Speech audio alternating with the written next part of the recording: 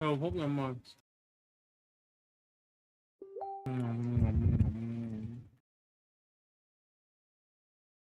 555 á. Điều đó mẹ khá hên xui.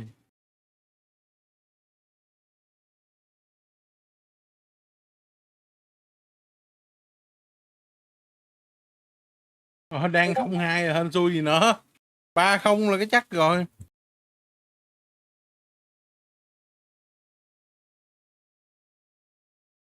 Rồi kệ ấy. Cút rồi. Mà có điểm không? Đâu có điểm đâu. Rồi, no last gen qualify for us now.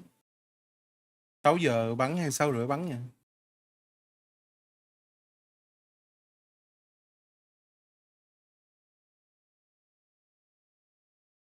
Sáu rưỡi mà đúng không? Mẹ, VCT Trung Quốc đã bắt đầu bắn rồi này. Đâu 12 phút nữa bắn nè, 6 giờ bắn mà.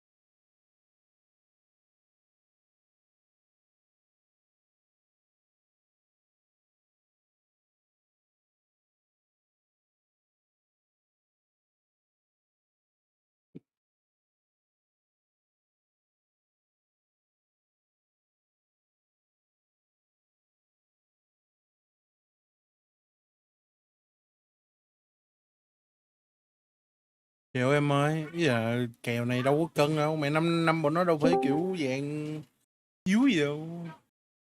Kiểu mà một khi nó đã vào chung kết rồi thì nó đã gần, bọn nó trình bọn nó cũng như nhau mà.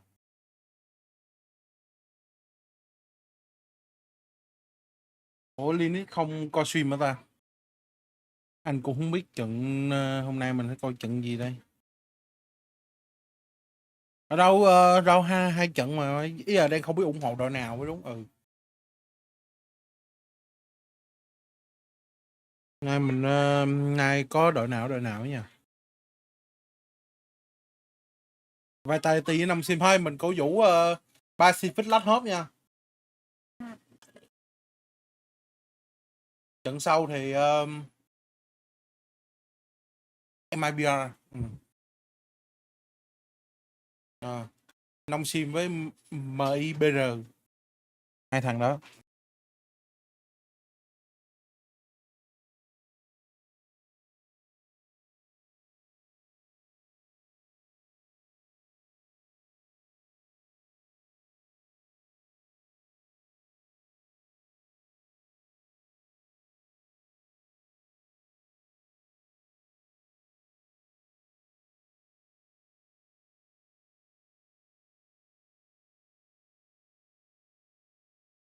Coi stream rồi.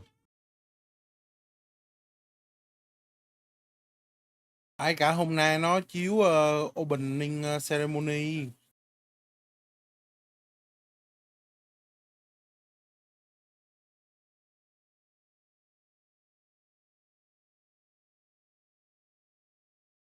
Mình không có được xem cái đó bị bản quyền. Thực ra là mình được xem cái đó nhưng mà stream xong mình phải xóa. Stream xong phải cắt cái đó ra, không là nó gõ lũng người.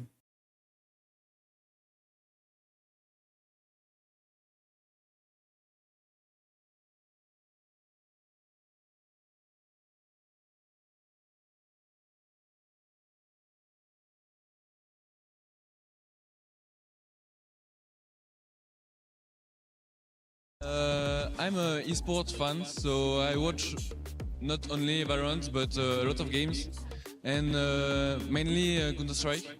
Then I see Vitality, I become a fan, and I just watch them on every game. So here I'm for VALORANT.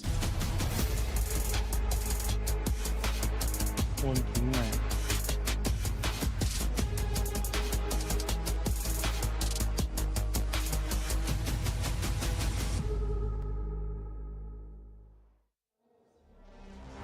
It's awesome to hear from the players and the fans, and as you can see, Vitality ready to take the stage as Chronicle and crew are rolling through. They're about to put it on for Europe. We've got Big Time here ready to talk about what's going on today, because as much as Vitality was expected to be here, there were a lot of questions about this team. Nongshim coming in, the only squad representing Pacific, and they could be our Crunchyroll story of the day. So Big Time, talk to me a little bit why you love the South Korean team and what are their expectations from here on out. The thing is, with the Pacific teams, we expect dominance. We've been on top as a region for the last couple years now. We seem to keep winning these trophies, and it's always looking good internationally. But here at EWC, we just haven't found that success. Nongshim Red Force, the only team to make it out of the groups, and they have had an incredibly up and down year. Started strong, kickoff undefeated, Santiago undefeated. They lift that trophy, but then their year dips because they have Danby, the greatest Neon player probably to ever exist, whoever will exist, and he's not on the Neon. They're trying to figure out these roles. They can't figure out the meta. Then EWC qualifiers come around. Guess what they do? They put Danby on Neon? Exactly, they put Danby back on the so Neon. Smart. And what a surprise, they start winning games again. 7th to 8th place with him not on Neon. Top 3 with him on Neon. Is he playing Neon all games today? I would hope so. If he doesn't play Neon, I will have a problem. Maybe I have to go on stage. Maybe I have to talk to them. You know, maybe I got to intervene here to keep Pacific alive. So can they win against a team that is not G2? Yes, they can. It's doable. Is it easy? No. Is it a walk in the park? No. Is it doable? Absolutely. Absolutely. Big shout out there for our story of the day from Big Time. If it's not going to be just the Neon, Kakuka, how can Nongshim win this? I think that there's some other stars. I think that Ivy really had very good groups, keeping them alive in the hardest of moments and in the most difficult parts of the match. I think the extras as well stepping up. I think that I like the way that Nongshim breathes more when Danby's on the Neon. We were speaking about the reasons why they moved him away. And it's the fact that if you have a player that is that good, you do not want to put him in a situation where it's so easy for him to die at the beginning of the round. But the thing is, like, no one can create the pressure in this space that Danby can create whilst playing on the Neon. So it is the most worthy of the sacrifice. I mean, that's exactly it. He was often the self-described tank of this team. His job is go in and die, soak that util. Soak up all that utility, let your teammates frag out. Well, a guy who is also looking to soak and frag out today goes by the name of Yampy. He's been doing it his whole career, and he's right beside Digon. Take it away. Hello, everyone. I'm here with Yampy of Team Vitality before his match against Nongshim Red Force. Now, RB was the one that you were up against, and RB was like, it's great to see some of the old heads there. Isn't it crazy the fact that you're considered now one of the more veteran players in Valorant? Yeah, it went super fast, you know, like when I joined the scene, I was probably one of the youngest ones, and now I saw that one of the oldest players was like Boo in this tournament. He was like, and he's like 28 or something, so yeah, it shifted very fast. Since you pulled Nongshim Red Force as your opponent, did your prep change over the last couple of days, or have you stayed the same? No, still always the same. We have a very clear system between me and the coaches, basically what everybody does, and we treat every opponent the same, so just normal. Of course, the time was a little bit different because normally in VCT you have like almost 1 week to prep. Now you just have a couple of days, so yeah. How great is it to now be here in Paris in front of these fans for Vitality who have just shown up here and given you a lot of support? Yeah, it's always fun, you know, like normally when we play on stages there is not so many fans, so yeah, it just means a lot for the Vitality as an org, so yeah, it's an honor to represent Vitality here. All right, Yampy, well, good luck today in your match against Nongshim Red Force. We'll send it back to y'all. Thank you so much.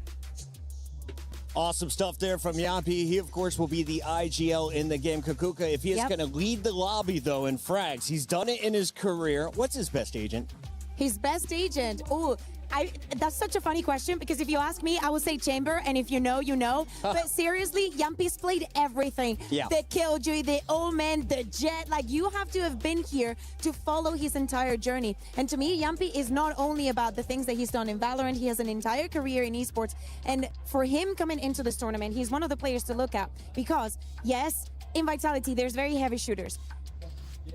They shoot so heavily that you forget that Yampy is also there, and he's one of the most cerebral and the smartest players that we have in EMEA. Where does the big brain choose to play? That is the question as we have our map vetoes up and running, and it looks like our first ban will be Fracture removed by Vitality. Lotus is going to be removed by Nongshim.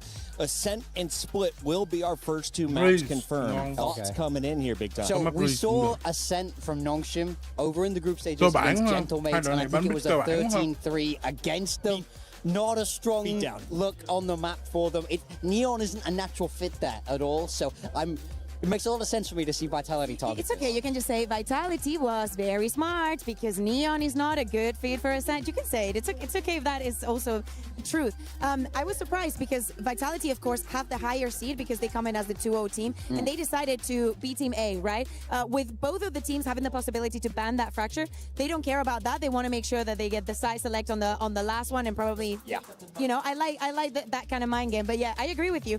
Although I will say, for most of the matches that we've seen being incredibly dominant during the group stage, where they're like, oh, this is a weak map for someone, look at what happened to Heretics, what happened with NRG. Teams have been able to bounce back in maps that weren't good for them. We have the match ready in 15 seconds, so final predictions. I know you've got them in on EWC Play, but get it on air big time. Where are you going? Vitality 2-1. I'm sorry. Vitality 2-1. 2-0. Spain's playing later. We got to get out of here. Vitality. I represent APAC. Let's send it to the stage for Nongshim to walk away with the upset, shall we?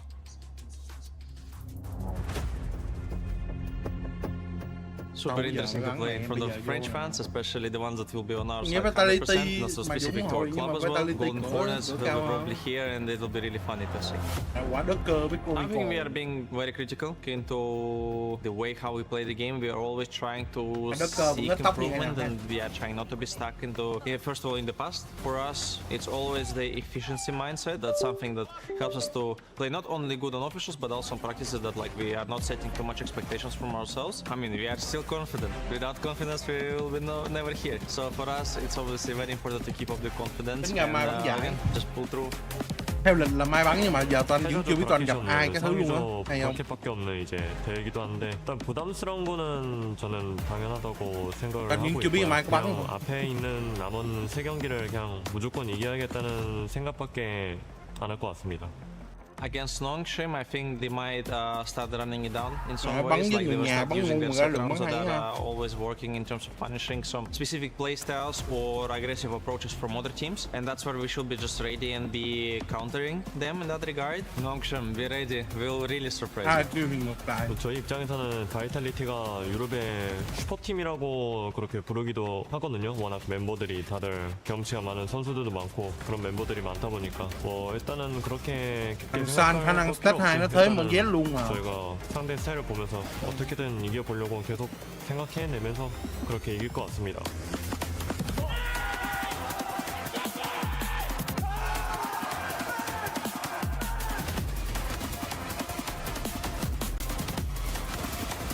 Để coi là step 2 bắn như nào. Các anh nghĩ ai kêu lấy vé đi EWC để có cớ đi du lịch.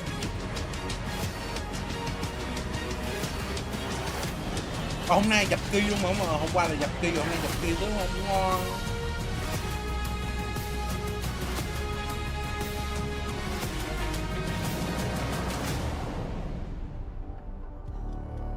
Mesdames et messieurs, bonjour à tous, bienvenue à la STC Arena. Quel plaisir de se retrouver pour la deuxième journée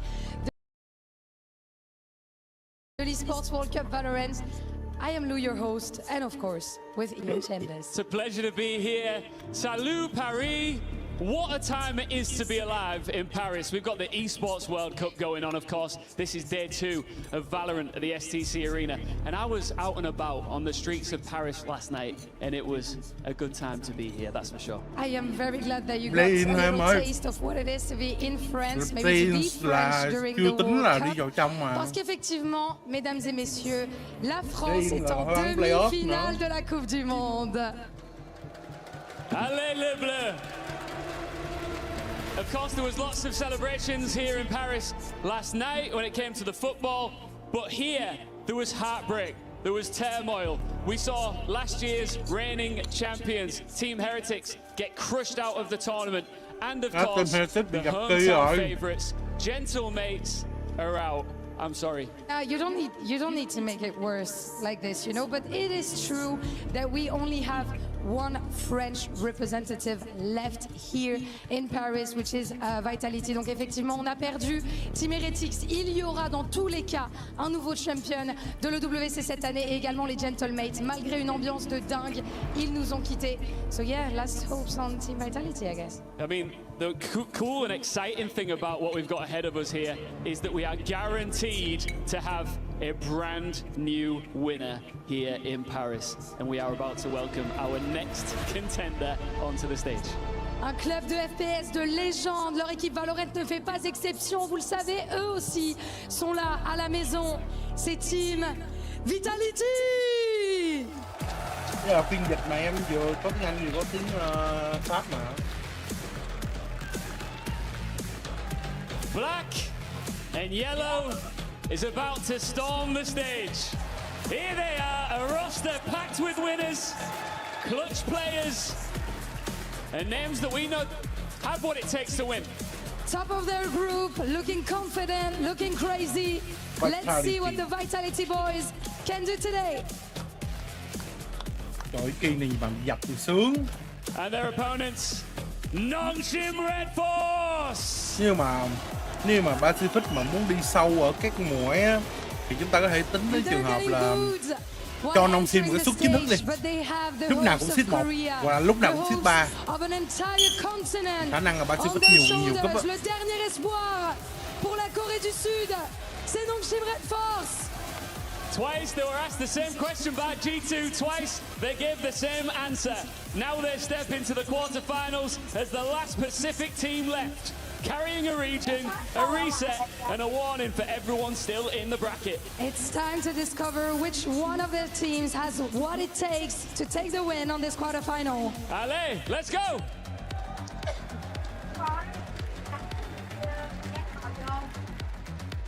I am loving what we are seeing here on this stage. Excellent camera work from our directors behind the scene, and we're about to see an Emmy nominee-worthy performance by these teams. Nongshim getting booed by the fans, and Kakuka, we were saying, it's so unfair. You boo America, we understand it, but you boo the nicest humans on the planet. They're so nice, most well-behaved esports players. Listen, I think that what Lou was saying on the stage is very important. At the end of the day, Vitality is the only French organ left here in Valorant. So of course the crowd needs to be by their side. I am sorry, Morgan. I understand.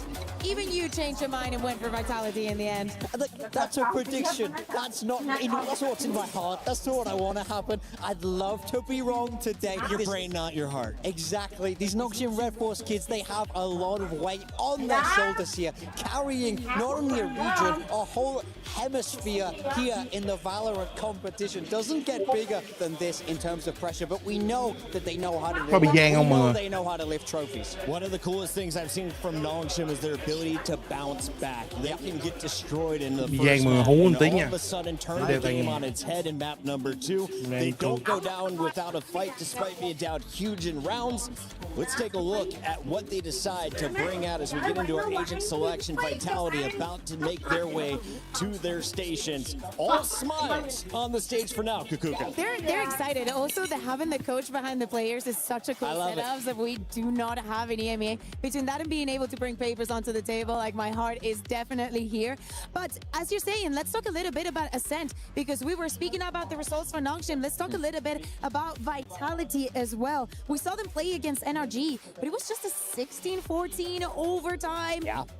Testing the waters might have been enough for them, and probably thinking of what you're saying, and then just making Nongshim go to somewhere there where they will be uncomfortable no matter what might be the key for today. Is that a normal thing in coaching in Valorant? Because in Call of Duty, you normally see people just try and play their best maps. Are you counter-picking more often in Valorant? Yeah, I mean, it definitely comes up. These coaches are smart. If you see a weakness from a team, it's very easy to go, okay, especially if you feel like you can play it to a decent degree. Right. You see weakness, you smell blood in the water, Má you nó go cắm for đầu it. rồi ní. Do you remember yesterday with NRG? I wouldn't blame Gentimates for wanting to go to the maps where Ethan is playing Neon. No shade, no shade to Ethan.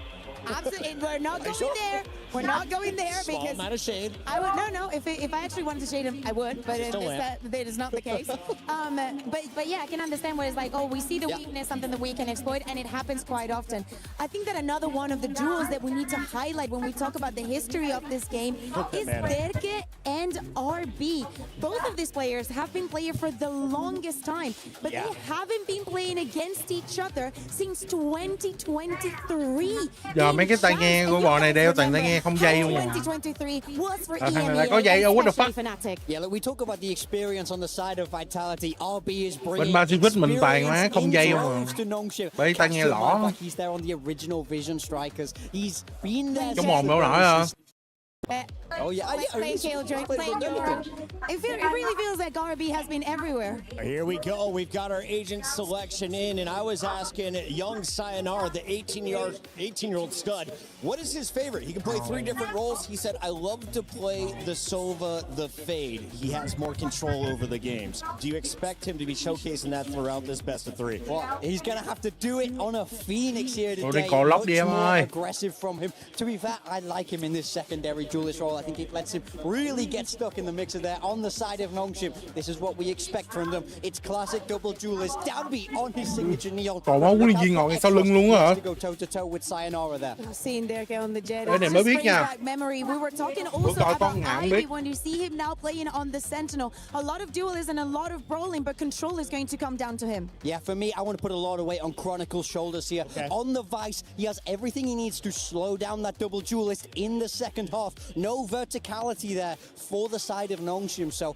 he has to really lock down those sides. I hear you're doubting RB on that verticality. I was going to say, on the other side, if you are looking at Nongshim, are we liking this composition? It seems pretty old school familiar with the Neon in the mix, though. Yeah, look, it's very them. They love to do this. For me, I would rather them embrace their own style, understand what works for them. This is not a team that I want to see get too countered, get too in the weeds about the anti-strats, run what won you a trophy. Game is ready. Our casters are ready to rock for this first one. We've got the beautiful duo. You know them. You love them. It's Mitch and Tom Biz. Gentlemen, take it away. Well, it's always wonderful to hear from you, Puckett. It's good to see him over there on the desktop, but even better to see the Vitality fans in the stadium ready to root their team on up against Nongshim. This is far from an easy matchup. No, for sure. I think you come in with the Nongshim squad basically going back to what won them Santiago. Like, let's go back to our style. Let's put Dambi into that role where he can just show unmeasurable amounts of flair.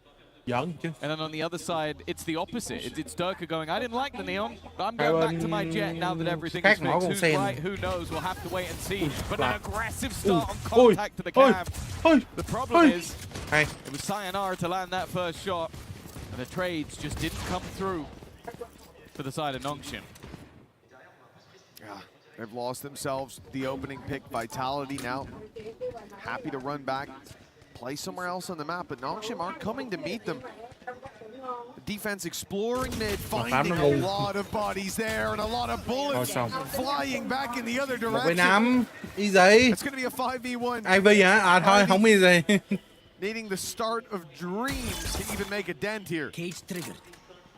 Yeah, I can't say I'm much of a believer in this one. I like the plan initially, just have the cam for contact, flash off the back of it, and try and find the kill in A main. The problem is, they lost every single fight along the way. You can have the right idea, but that doesn't necessarily mean that it's going to work.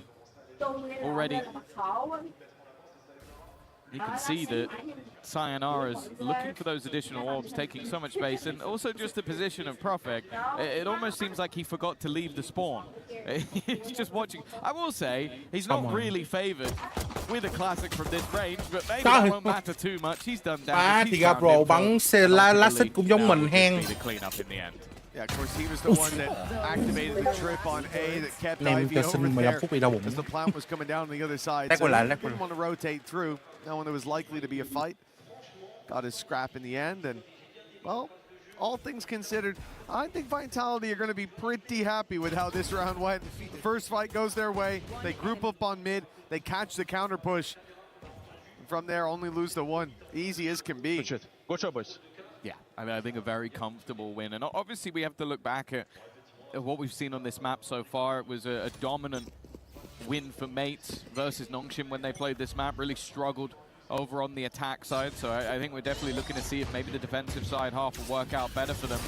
Already, though, looking for an aggressive contact play.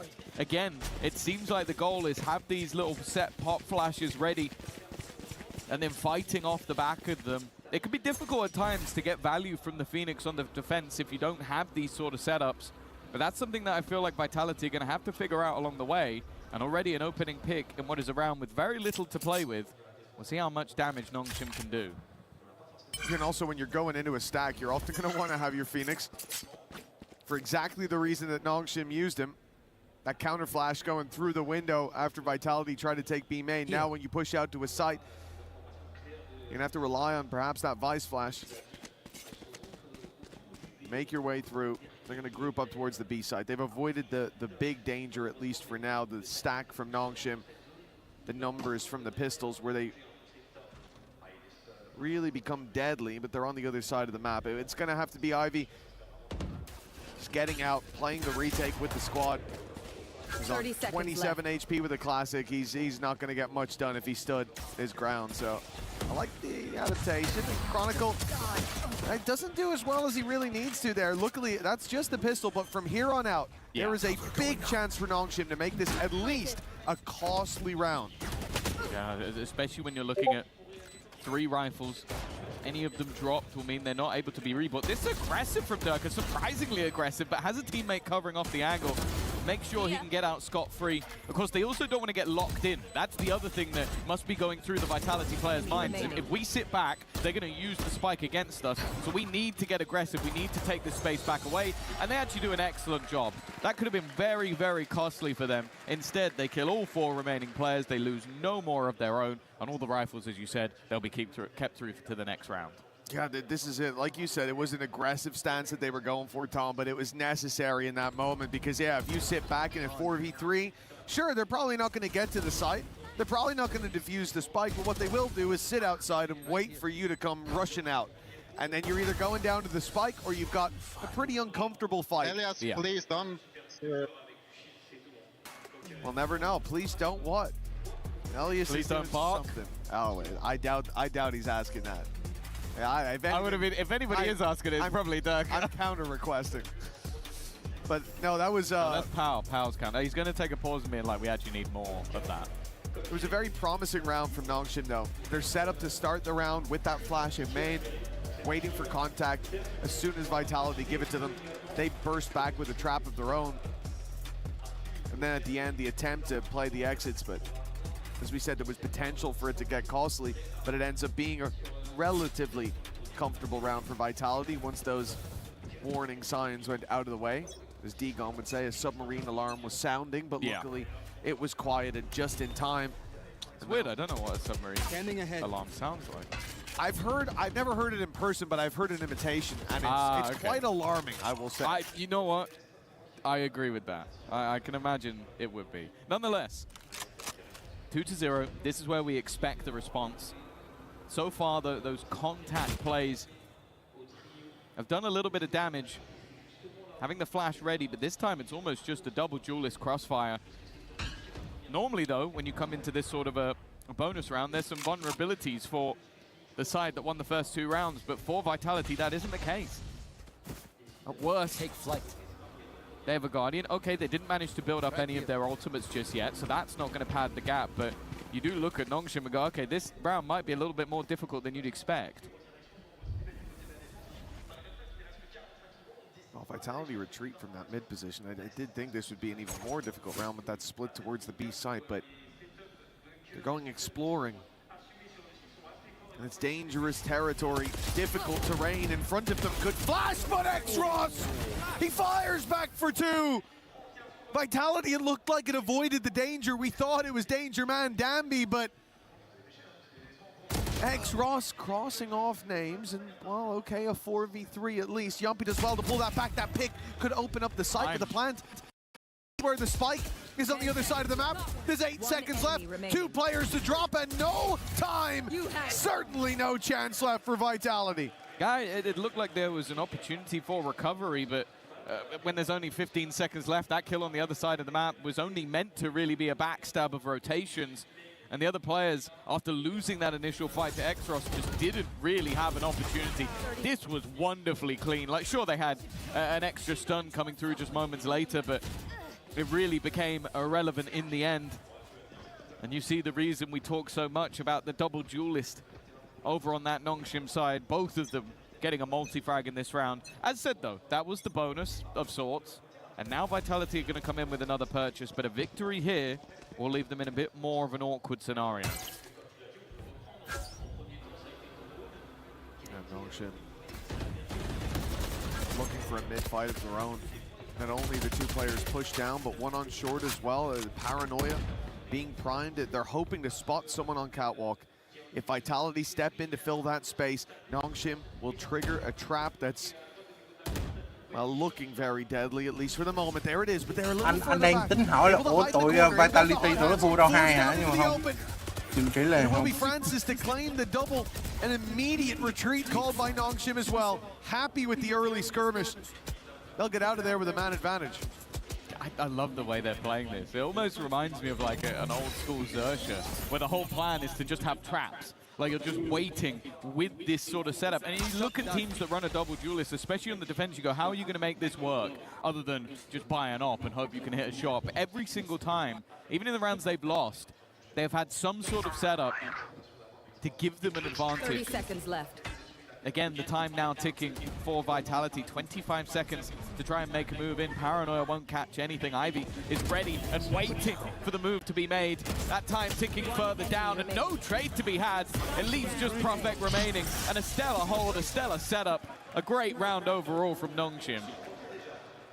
Yeah, the plan didn't even work as intended, right? With the Paranoia going, nobody pushed up deep on Cat. Vitality in a decent position to be able to tuck in down below. But the hot hands changes things. Francis is there firing from the side. But it's not just one player. It is the entire setup there. It's the fact that Danby's on short, the fact that you've got Francis and X-Ross pushed all the way down mid. They've got that utility ready to fire out on the back of it. And how quickly Nongshim decided to just turn tail, get out of there, cash in the advantages that they've claimed. The same setup that we've seen before from Nongshim, this flash primed and ready. This time Vitality seemed like they knew it was coming. Still, they'll lose 1 to it. And the ult popped up by X-Ross, locks in the advantage. Francis as well, not expected to be filling in this space. Even when Vitality expect aggression, they don't expect this much aggression. Especially going up against a low buy round, you might think you'd have a little bit more space, maybe a chance to grab an orb and make this round a bit more interesting, but Yumpy's at least done well for us. It's just hitting heads though.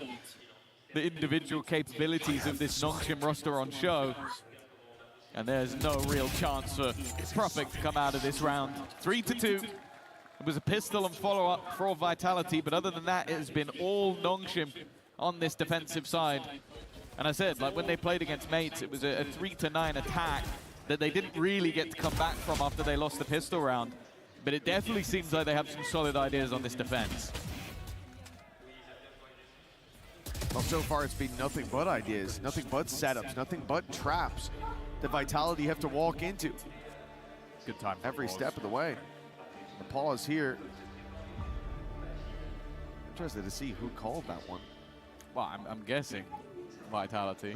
I think normally our camera angle settles. That was the thing last year. Settles on the team that called the pause, and right there it was Nongshim. I would be very surprised if they were the ones to take it. Quite possibly. I have no other way to tell, Tom. So that's what I'm going with for now, unless someone wants to let me know. Yeah, I think that obviously in this case, especially the way the last few rounds have gone, it would make sense for Vitality to take a moment. Let's go. Listen into the coaching staff. I think vậy even the có fact that rồi. they've been playing these sort of more slow, defaulty rounds, and it's kind of played into the hands of their opponents, allowing them. Mẹ Nông Sim nó win 3 round liên tiếp rồi. Có gì đó không ổn mà ở cái đội Nông Sim này rồi em ơi. But Vitality come into this one with pretty much everything they need. They're one off having all 5 ultimates online. I wouldn't be surprised to see Sayonara try and use that running back earlier in the round, but the defenders are not just going to sit pretty. They've got an aggressive attempt of their own.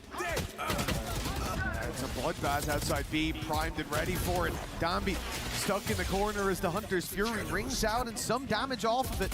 Chronicle ends up falling as a result, but Vitality, they've weathered that storm excellently. Still 3 players left alive, the spike under their control. And Nongshim with no idea where the hit will come in. That looked like it was going to be a lot more dangerous.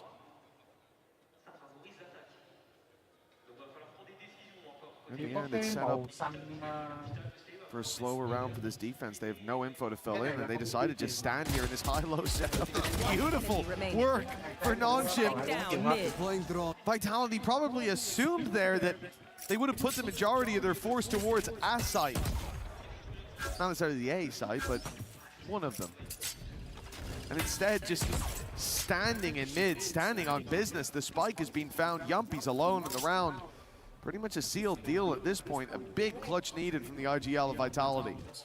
God, they're just all sat in a crossfire around that spike as well. There's too many angles left for him to clear. We need one of them instantly. Okay, there's the first. Second with an opportunity as well. And now running for the hills is Francis. The fact is there is still time. He can cross towards that A site. It's going to be a running race, and it's one that Yumpy will be able to win, especially with the door closed. It's going to take a moment for Francis to break, and that should give him time to plant, maybe pull the gun up, but not quite enough. Francis just hot enough on his heels. A nice attempt from Yumpy. But the attempt doesn't garner around. The full sprint from Francis. Lucky he went back to check market. He saw Yumpy crossing. Although here, he kind of hung his teammate out to dry. He's running away during this fight, by the way. They're having a 3-man standoff, and he just legged it to market from having been right around that corner. I bet Ivy had some words to say to him there, but he probably has to bite his tongue because he won the clutch. A little bit close for comfort. But ultimately, again, it's the early round aggression. And I'm looking at this defensive side, and it doesn't look like they're going to shy away from this at all. Standing ahead. 3 players in mid, 1 player on short. The B site currently completely open, only a singular trip in play. And the fact is, the goal of Vitality is to try and contact in and take their weapons away. They're going to take nobody's weapons away because there's nobody there. In fact, they've done a full execute with double ultimates, and because their opponents have completely abandoned the site, I was going to say they got nothing, but Durka gets a spam kill. Ivy's probably muttering under his breath. That's what you deserve. That's what you get for last round. Well, the hero of the previous has been deleted and dealt with right off rip. Nongshim, a man down on the way through. RB already tagged heavily, sporting some serious scars from that initial fight. And Dambi tries his best to get them into the site, get them some control and name, but with him falling, Nongshim have given up. It's time to fall back and give that 3rd round to Vitality. Yeah, those double ults committed for the site for nothing. But that shot through the smoke changed the game. Yeah, realistically, it probably would have been the exact same result if there was somebody on the site. You're probably getting a kill, or there's going to be a player with no gun. So I don't think Nongshim could... It must be annoying from them, but for Vitality, it is probably exactly where they expect it to be, with some form of advantage. Even still, though, that opener definitely helped them out. With a little bit of luck going a long way. For Nongshim now. Looking to try and find a response. Of course, those ultimates have now faded from Vitality's side. They are also in a similar boat, though. It's only the Blade Storm for Durka that really holds too much of a threat. But will this be where Nongshim quell their aggression a little bit? Because that might change how things go for Vitality. When they've had to hit into the sites quite late, it's definitely been a bit more Cách chia người lạ quá ha. Bình thường nếu như mà bắn răng hay là bắn giải, tôi cũng chưa giờ nghĩ chia người kiểu này á. Kiểu thường mình sẽ luôn set up kiểu thằng Smoke ở mid nè, với Smoke hai side. Very, very hefty price tag in that previous round, although the ults might not have directly found the round. They had to commit them to get into a site. Thường bắn cả bắn răng hay là bắn giải hay bắn thì lúc nào cũng Smoke kiểu luôn bị lock ở cái vị trí ở mid ấy. Nên là cảm giác bắn chả được nhiều quá. That trap could be a real problem here for Durka if he decides to go for that updraft dash out, but it looks like re-aggression is the name of the game for Nongshim, and they found one. Yeah, and they've done so much damage as well. They hit Chronicle earlier, but I think Yumpy gets connected on by the spams, and Francis is going back for more. What? He just has no fear. Around the wall he goes, and see you later, Chronicle. You might be a player with 3 trophies to your belt, but Francis doesn't give a damn. And that leaves just 2 remaining once again. 20 seconds. They've had to deal with so much of this aggression. They're getting out of this seems impossible. There's even a paranoia left at 13 seconds on the clock. There is nothing that Vitality can do about this one. And it seems like their pause may have caused a flash in the pan, but we are right back to winning ways for Nongshim. Yeah, even saving seems to be something that they'll be denied, at least for the first. Yumpy able to tuck in and carry that weapon forward, but that is a big blow for Vitality and the ever-winding road to the defensive side, now looking perilous as Nongshim have responses after responses. Their traps have been good. This one, though, was ridiculous. The reveal and a cloud burst, the re-aggression from Francis, the walk through the wall to shut down Kron. This has been about as clean of a start to the defense as you want. And even though it's 5-3, it feels like Nongshim have a chance to lock away a lot more rounds than this if they keep up this kind of pace. Well, it's worth mentioning as well that when they were swapping things up and not having Danby on the Neon, the guy they had on the Neon was Francis. He was the guy that played these more aggressive roles, and you can kind of see why. He's still doing it on Sova. Bro just swinging into Chronicle like it's absolutely nothing. Well, now right back into a more standard execute. Durka trying to lead the way, but it's an immediate shutdown. Good trade from Sayonara, but again, it seems like the defenders have come out on top. Danby even going back through the smoke alone. And he's wiped out too as he does it. It leaves Chronicle. Bắt bích mà bắn vậy hả? Vitality bắn mày quay coi nào. Door has actually been closed behind Ivy, leaving him completely isolated, but now he's bought time for his teammates to rotate in. Nice shot from Chronicle on the first, but Francis. Anh thề luôn, anh hoàn toàn không bắt trước. Nó chỉ vô tình giống thôi. Time being bought. Bây giờ anh Francis doing is just baiting. Rồi anh sẽ xóa chữ quách bật ti đi. Ý là anh làm sao anh cũng thấy nó giống em. Anh làm sao anh cũng thấy nó giống. Giờ anh cũng không biết như nào nữa. Nó thiệt. Để anh hồi á, bị phốt á. Nó giống thiệt mà. Anh cũng thấy nó giống nhưng mà anh cũng biết sao giờ. Giờ phích lại sao đây ta?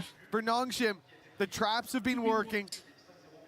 They allowed Vitality one since that second round and immediately fought back into it. And that was a round that Vitality dumped all of their ultimates into.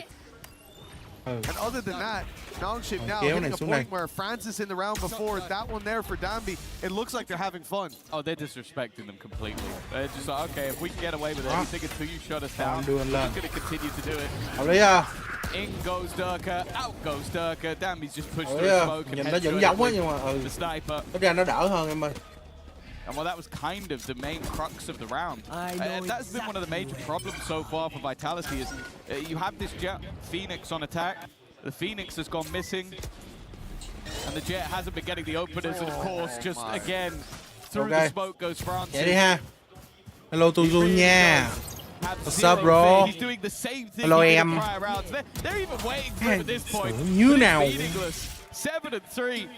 The Korean powerhouse are Không phải looking cái này, right back in trong their Santiago cả cái form. ảnh mà. Oh, they really are. They came into this event. I guess they don't want to see NRG outlive them. One of the teams that they cut through on that Santiago run in playoffs. All of the other squads, well, they were here.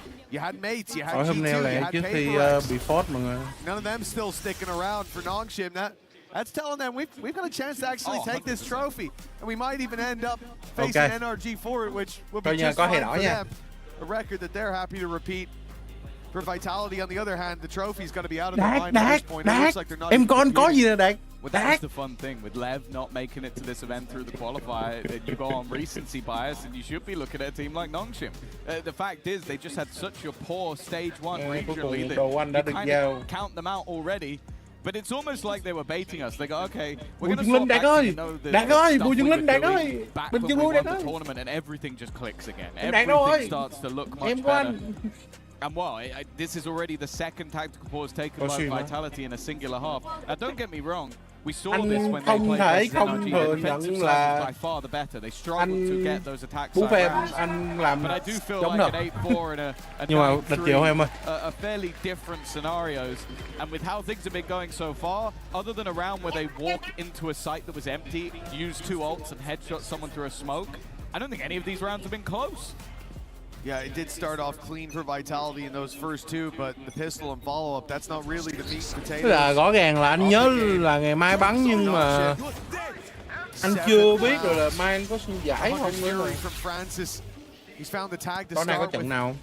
Third pulse going through with Sayonara hunts them down, but the run it back finds nothing, a little bit of space, but a smoke pops up, and that space is all gone. In fact, có trận nào chiếu tầm 12 giờ luôn? 12 giờ luôn. Chung kết World Cup hay là mình coi stream đi. Mình để màn hình, anh để cái webcam xong để cái bảng tỷ số rồi được không? Cũng được mà đúng không?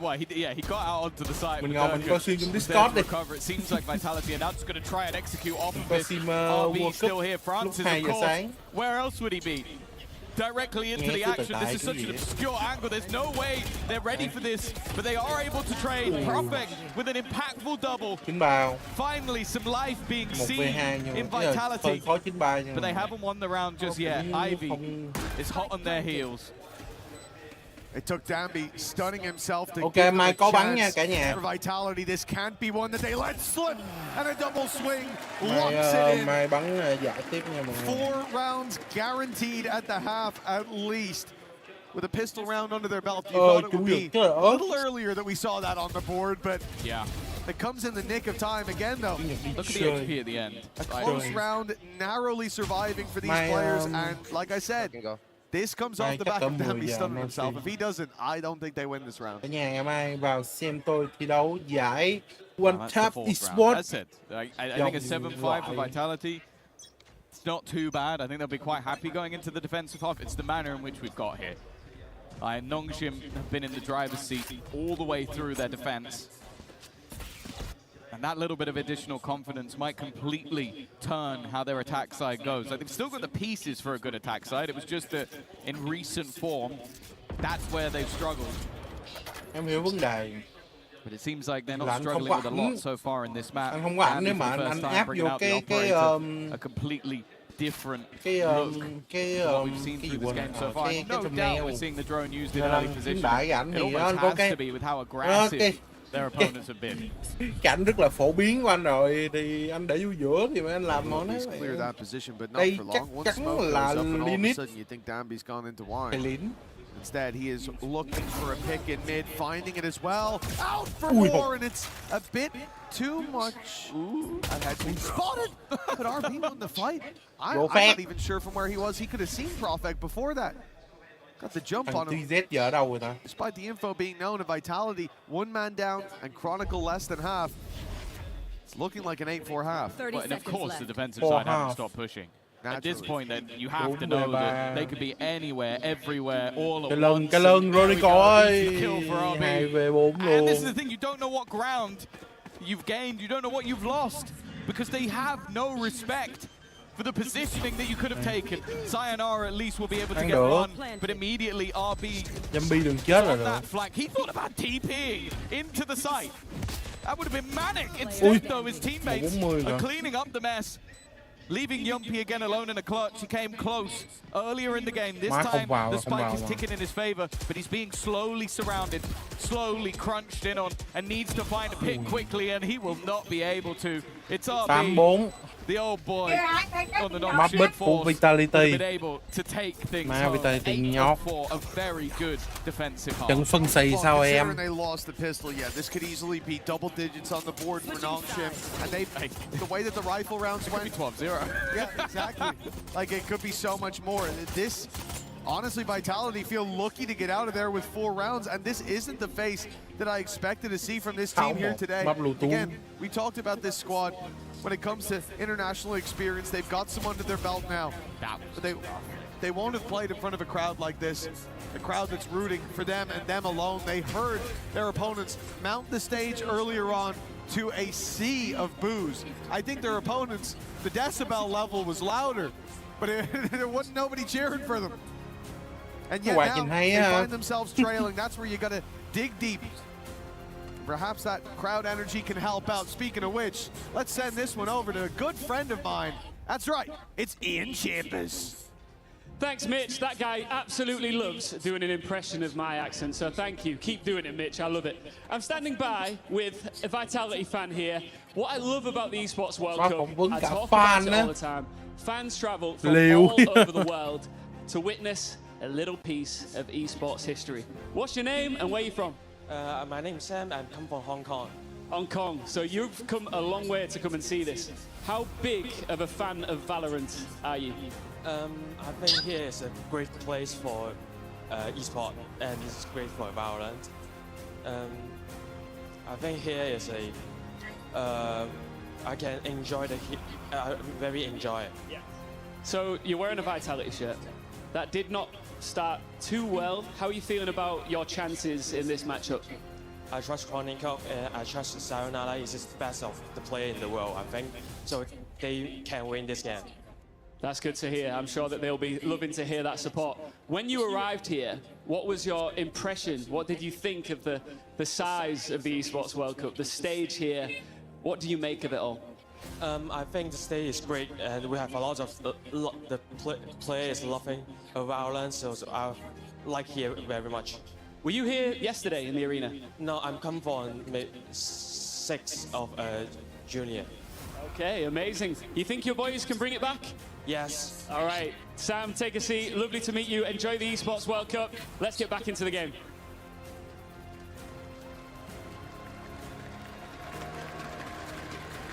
Thank you, Ian Chambers. Now, as we get back into the game, Tom, this is where things start to heat up. For Vitality, they look a little bit cold, but now this is their map pick. This is the defensive side that we have so much hope for. And if things don't get off to a good start, even a pistol, I'm going to get worried. Yeah, I think the fact that both Durka and Sayonara have been having a rough game, especially Sayonara in their last game, ended up with 30 kills. For them to come back versus NRG, I think they might need that once again. Nonetheless, it's a good start. Chronicle with the opener. Durka definitely not shying. Well, actually, I was going to say Durka. Yeah, there's a few players not shying away from a fight. There's more defenders in middle than there are attackers. And that's something that gives an opportunity for a fight, but every fight is going just one direction. Maybe the game's not been going great for Vitality, but the Pistols certainly have. Yeah, it's definitely where they're doing their best work so far. And it was the same starting out the last half. Don't forget, the pistol was dominant. It looked like Vitality came to play, and Nongshim were getting left behind. Oh no, things took a turn after round number 2 for Vitality. This represents the way back in. The winding road grows a little less steep if they can connect this next one, especially. That's what I'm talking about! And you always know that no matter how far behind you are, man like Yumpy's always going to be getting loud. A round's a round to that guy. Doesn't matter the score. Okay, interesting. Danby's gone in with the Stinger and Light Shields. Now, I've seen hero buys before, but This is a unique one, and there it goes. Very quickly. Ôi đất Turns cơ. out, light shields don't save Mẹ you đất cơ, from thời out. phần A toát đây rồi. Unfortunately, that investment will go amiss, and I'm going to be intrigued to see what he now goes into the next round with, because he doesn't have the credit for it. Sayonara even managing to pick off another, and now for RB. Wow. If anything, he just wants to go the other way to make sure the orb he will give up doesn't go to that Phoenix. Well, an orb being claimed inside main. RB's got a target. And a close range fight as well. Not a bad pickup onto Chronicle. The plant can now be found. A little bit of extra credits, but more particularly, there is now a growing chance. RB's been good so far. I mean, he would have to exceed greatness to even come close, but... It's called Guardian. And that recovered weapon, well, never mind. Maybe we should just stop talking about the guns that they have. It seems to be the second 13, weapon. That's where Dirk just immediately eliminates them, so... There you go. Dành cho Vitality. Going. Pal has my PayPal. Ah, okay. I've actually heard he owns that company. He does. You need to pay PAL. Request, yeah. Pay PAL. Well, very important early rounds for Vitality. Connected, the job has been done, but now the difficult task remains. Nongshim come in with a full buy. And thinking about how aggressive Francis and Danby were in that first half, how successful they were with it. Now that they're on the attack, I'm even more scared of what they could put out. Vitality seem to want to scrap towards B main. It's just going to be utility off. No, yeah, Chronicle's thinking about it.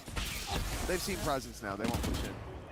He's only got a stinger. I feel like his utility holds a little bit more value than the gun he has, but it also does mean he needs to get aggressive. And you can see how fast they're expecting their opponents to be. Tao vừa né flash ngoài đời á hả? One from below, one from above. Ui, tôi vừa né một cách rất là nghiêm túc. They're in another lead to anyone else. Waits for the aggression, but this time he's punished by Prophet. Chronicle is going to hear the steps running through. Space taken by Danby. Good opportunity. Nice shot connected by Prophet, but he can't do too much more. He's left a couple very low. But even still, an inherent advantage now picked up by Nongshim. And yeah, it's safe to say they know exactly where their opponents are. You know, an attempt to spam back. I think that's about all we can amount it to. Thấy không? Yampy.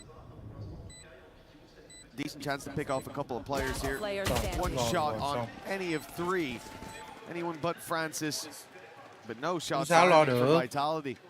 That is a big round for Nongshim.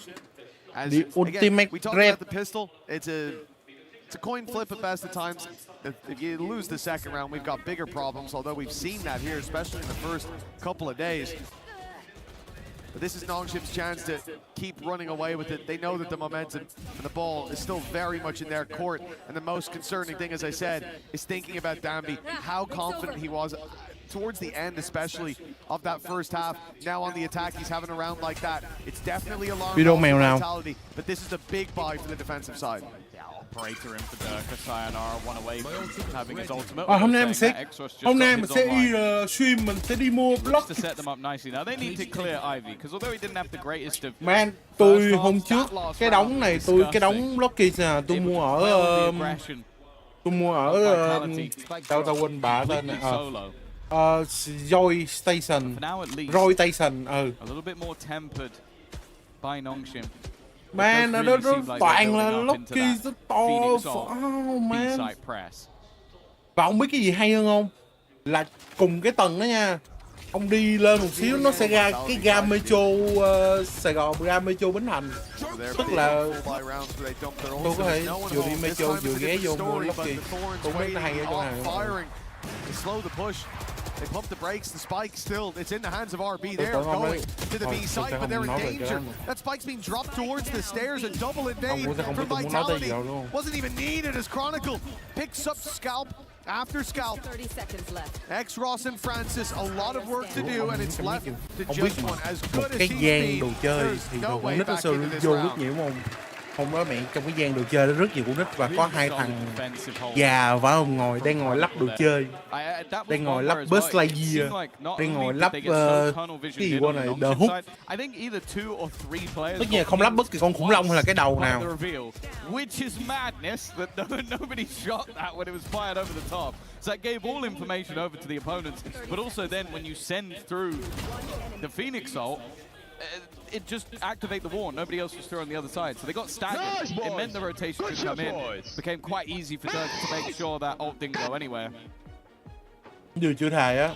With quite a lot thrown into this round, Vitality came out smelling of roses. Well, that's it. They were very much on standby for this exact play. They had 2 players in the spawn, one sat on site. Bát kẹt bùi chân lên 50. The second the spike makes it over to the stairs, and the rest of the squad is staggered behind because of the wall. Because I don't think it was just a Phoenix ult, right? Bát kẹt bảo hoàng 20.000 through as well with the spike.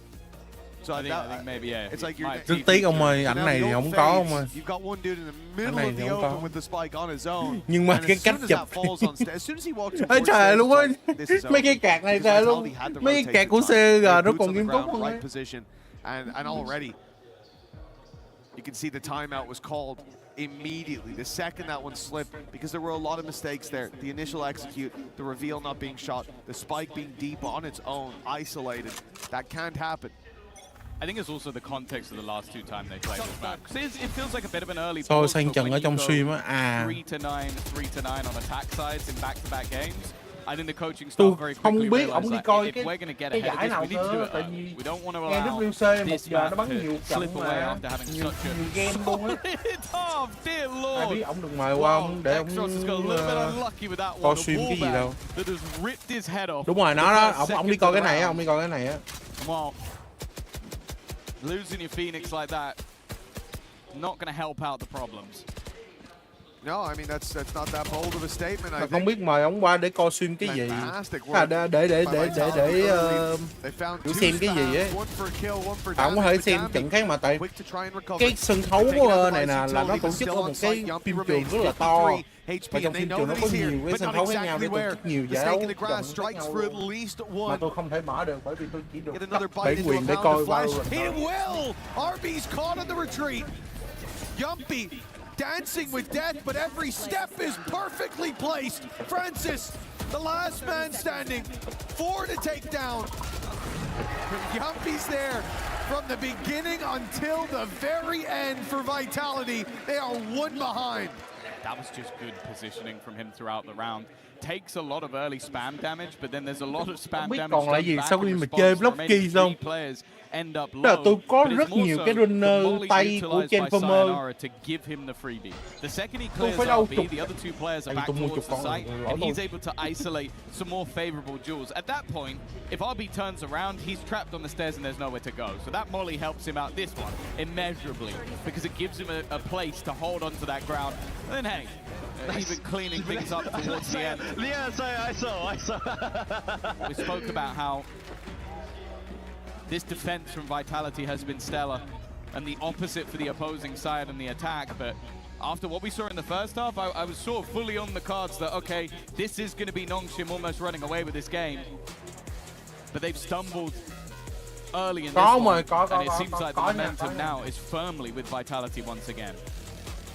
Chơi như mày ráp răng á. Nongshim with another timeout. That's concerning. That's surprising. That's back-to-back, no? Is there 2 rounds? Yeah, back-to-back rounds. As a player, that's one of the worst things that you can hear. You know that there's mistakes being made. You see it. You just lost 2 rounds, and the first one started with a revealed double ping and 3 players. This one, it really feels like the teacher's taking you down to the principal's office at this point. Like, it's time to behave. But for Nongshim, But they're still in the lead. A lead that was, yeah, but that's the thing. Even though you've got that lead with the context of their previous attack sides and double pauses like that, I think the morale is going to need picking up now. Like, that is going to do a number on your mental. I guess. But it also then, I don't know, maybe I would have waited another one to see how the eco goes, but I guess it must have been a scenario that was worrying enough. Something's wrong, man. They must have called something.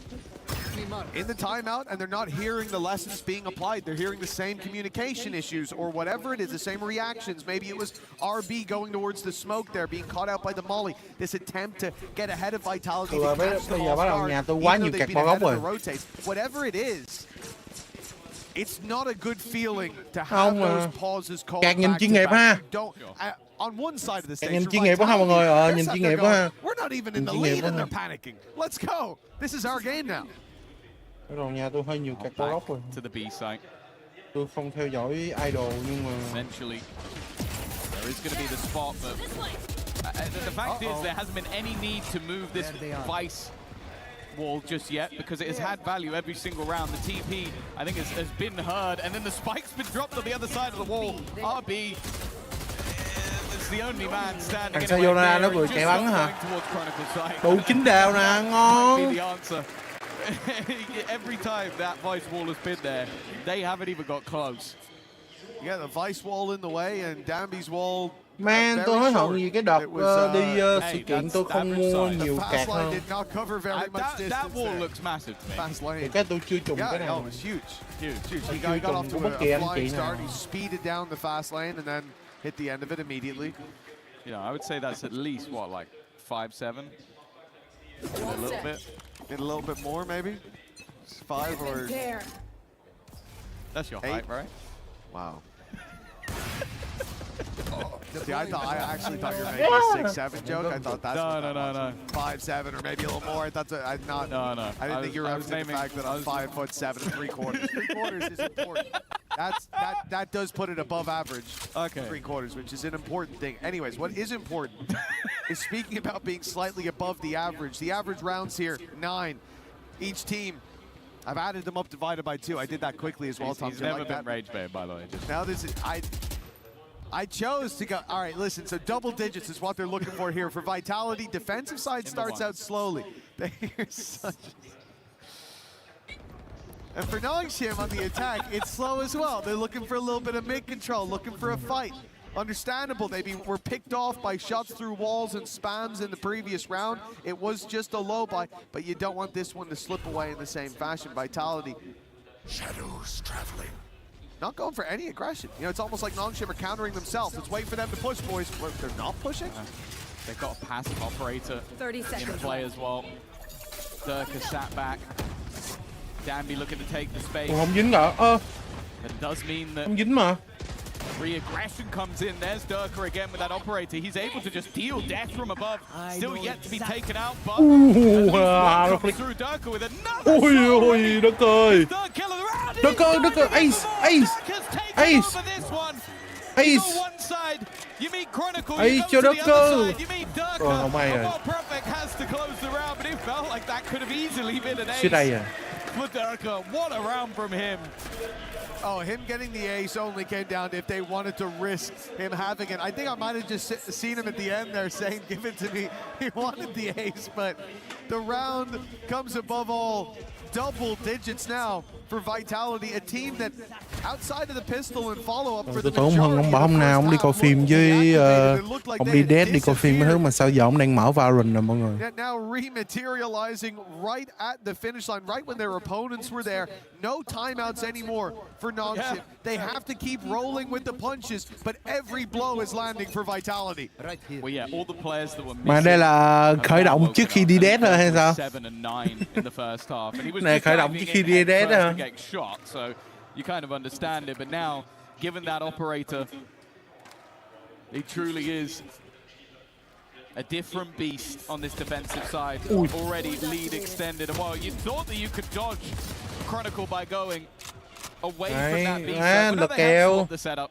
I think realizing that there has been no success towards B, they're going to try to go back to A once again. Thực sự là Nongshim hết vị ư.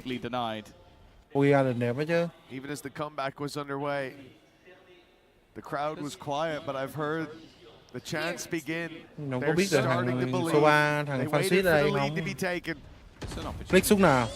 Coi đất cơ flick nào. Ui. Losing Francis, losing Ivy. This was the thing. Vitality knew where these players were. You could see it from the Yếu rồi. Trời, mắt sụp không. Phục mất có ít máu vậy. Okay, never mind. And instead it's going to be Dirk. Trời trời, ê 1v5 1v5 chết 2. Tốt rồi. Stolen from their opponents, 8-4 at the half. Now it's a commanding lead for Vitality. And with the wind in their sails, there's not much more distance to go. Hay. Wow, completely không thấy được, bắn chết luôn. Manages to get the kill, and I think then even not knowing that Durka was in that, couple of consolation frags for RB, but this has been a game of two halves, and somehow Vitality are looking like they might be even more dominant than their opponents were. It's right back to basics, faster take towards this A side. Although saying that, 2 players are in, the rest of them are a little bit further behind. They're looking to try and take the weaponry away. They're just losing fights. This is so disjointed. Được này. Hết được này. Just managed to strike back with 2. It looked like this was going to be a mess, but he might have just saved them. Still a Hunter's Fury online for Vitality, but might not get a chance to use it. Nongshim sending numbers in the other direction. They think that the full rotates come in. The spike is going solo towards B main. I have to hope that they are going to delay this a little bit. I have to hope that they don't think that this site is wide open. There's no drone. There's no reveal there for Francis. He's slowing his roll a little bit. He's clearing main. He's being cautious. They've lost a lot of space. 2 players sat inside A main. Spike outside B, 1 in mid. This is a crazy round from Nongshim. I don't mean crazy in a good way, but it's certainly something that Vitality is finding it hard to predict. Giờ lụm gấu lại đi. It looked like they were going to late hit towards the A site, but I think they've ended up working out because of the aggression of the defense. The 2 players caught by RB, and then the third after they go looking. And he might just close it. No, never mind. Chronicle's at least been able to pick him off. Now that Hunter's Fury is still available, but it's finding a position that would bring them value. Maybe as a disruption, or maybe it just won't be utilized at all. 2 players underneath. At balcony, knows there's at least 1 down there. Chronicle's going to have to be the danger man, though. X-Ross already shooting back at him, will be able to help his teammate out. Now it's left down to 1. Nongshim have their response. It's definitely a bit of a fisticuffs, brawly style round. But it's a round, and that's all that will matter to them. Yeah, at this stage, a slip up would probably mean letting the map go if Nongshim weren't able to take this one across the line. They do remarkably well, and I think from Vitality's perspective, they still have a timeout if I'm not mistaken. I think so, yeah. But using it would give Nongshim the opportunity to reassess. They'll approach this, just sending the op out for the pick. But the thing is, as time ticks away, Nongshim closing the distance on short. There is now some danger there for Durka. They should be ready for it. Indeed, baiting out the first shot, they'll send him back. Francis got hit on that. Already a little bit of additional damage. Drone looking to just re-clear any of the ground they lost. Has spotted out a player towards long. Might sell a bit of a ruse that they're still going in this direction. Instead, Hunter's Fury, and that was the already tagged up Francis. That's going to be 1 gone. Timing actually works out for X-Ross, so he's able to clear the line, but then Yuppie just swings in and pops 2 heads in an instant. I don't even think he should have expected anyone to be there. Okay. A little bit thicker than expected, maybe, for Chronicle. No, that was all part of the plan. He's rubbing show the junk in the trunk. Exactly. Debate the opponent. Blind them with the full moon. It's a brave strategy. New ability? 30 seconds left. Radianite malfunction. Well, it looks like 12 on the board for Vitality. 20 seconds. Spike miles away. And he's moving towards the site. I mean, I think they might get a plant out of this. I don't even... Clearing it, he might try it. 10 seconds, he'd have to go now. One at least. That's the thing, the rest of the players look like they were just going to be holding for the retake. Because that spike was dropped by the Hunter's Fury. I don't even think that they know that they don't have it at this point. He's probably kicking himself now, clearing that back boathouse with 5 seconds going, I could have just planted, what are they doing? Yeah, but I like it from the Vitality side, because they just went, they probably assumed they did have the spike. So they don't expect him to TP. They assumed he either has it or he's going to use his ult to take it. So and then rather than leaving Chronicle half HP alone on the site, they're going to just retake as a team. And when you have that much of an advantage, playing it safe makes a lot of sense. And why it does seem like that one chaotic round with RB able to be in the center of a victory might be one of the only rounds they end up with, unless Nongshim can get their first streak of rounds. And while you can see what Profek's doing, he had himself a rifle. Now he's going to hide with a judge in the smoke. The entirety of the opposition waiting on the other side. There's some tickle damage from Profek, letting his presence be known. Picks up the rifle. Shot landed by Durka, clean onto RB. Paranoia couldn't be better from Profek. And they've seen Dambi in the corner, left him on a sliver of health. Now it's only Ivy.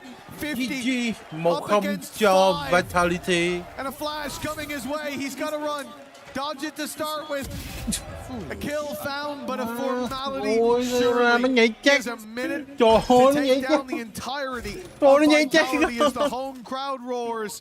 50 seconds. Ôi, sao vô ra nó nhảy chết kìa. And then I bet the rest of the squad's already wondering what comp they're running on Nhảy split. mẹ như ra.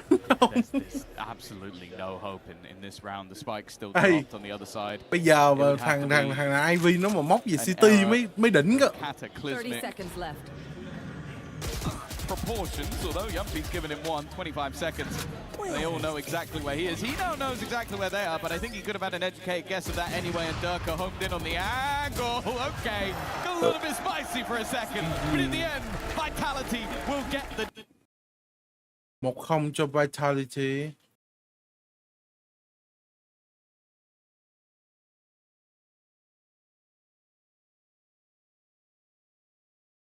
Nào, map sau là map bích của thằng đó đó, của thằng đó đó. Thằng nào quên tên rồi. Nongshim.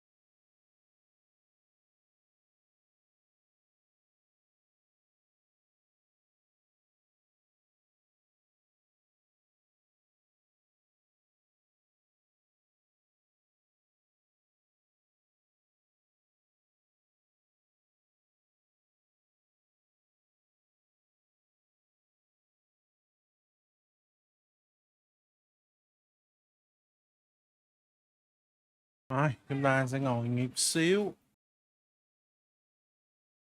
Rồi đợt đâu 10 phút là vô á, nên là cứ chiều anh em.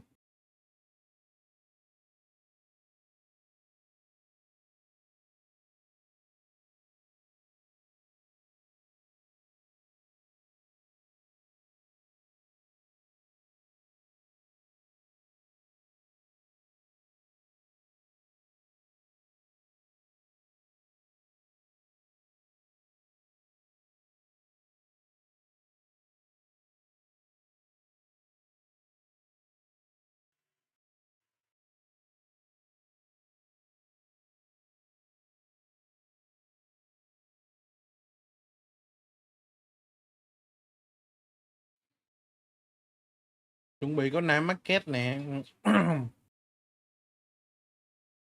Không biết sẽ như nào đây. Nam Market.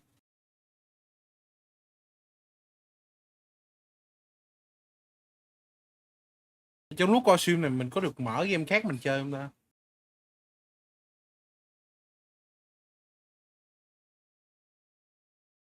Chắc là có ha.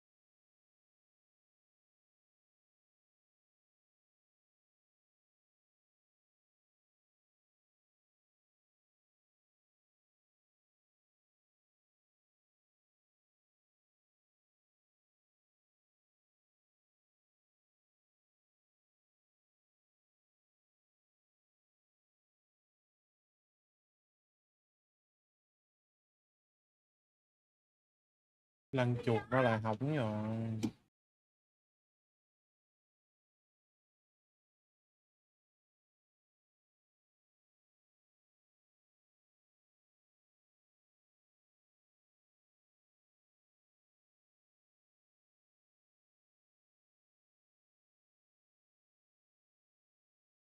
Nixon.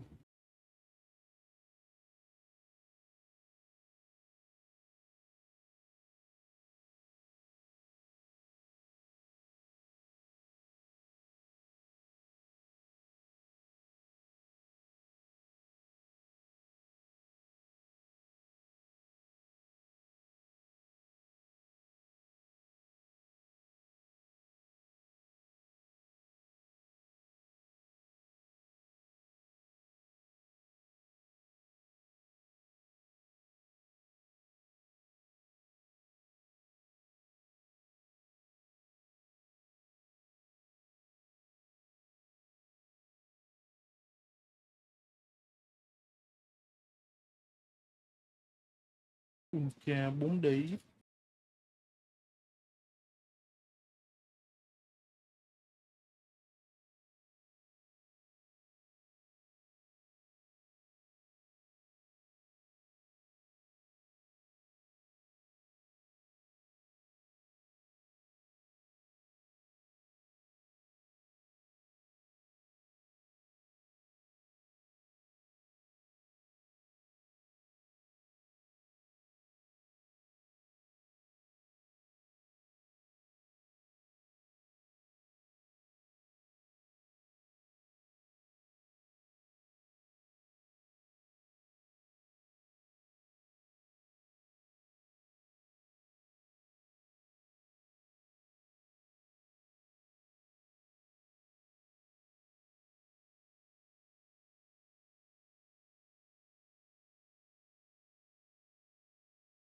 Đừng nói nữa, vào trận đi. À đây rồi.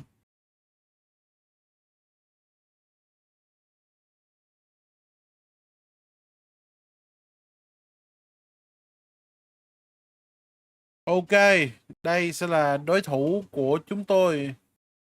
Ngày mai chúng ta sẽ gặp Divine It. Ok, chúng ta sẽ đi nghí nhẹ xem đội bạn như nào. Battlefly.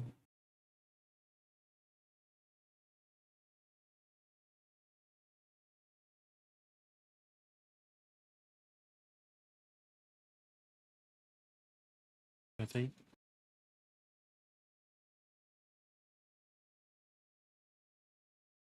Chọn lộn Venezuela anh em ơi.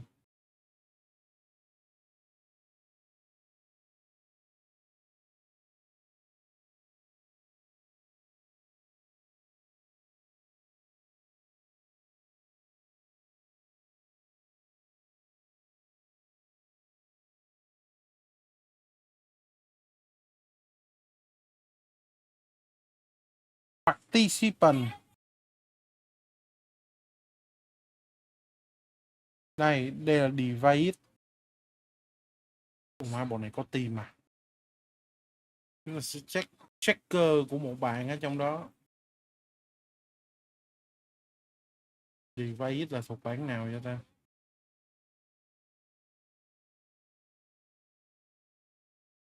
Quả kêu Hasagi điên.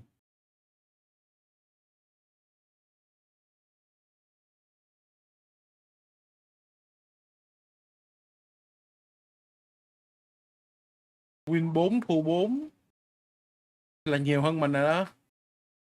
Hạng 6, mình hạng 7. Win 2 thua 6.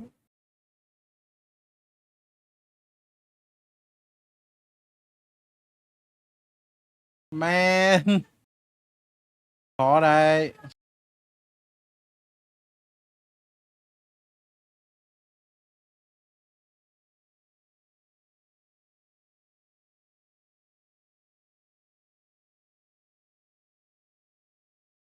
Tới đâu hay tới đó. Đâu mai nếu như mai thua sớm thì mình sẽ được đi ăn sớm.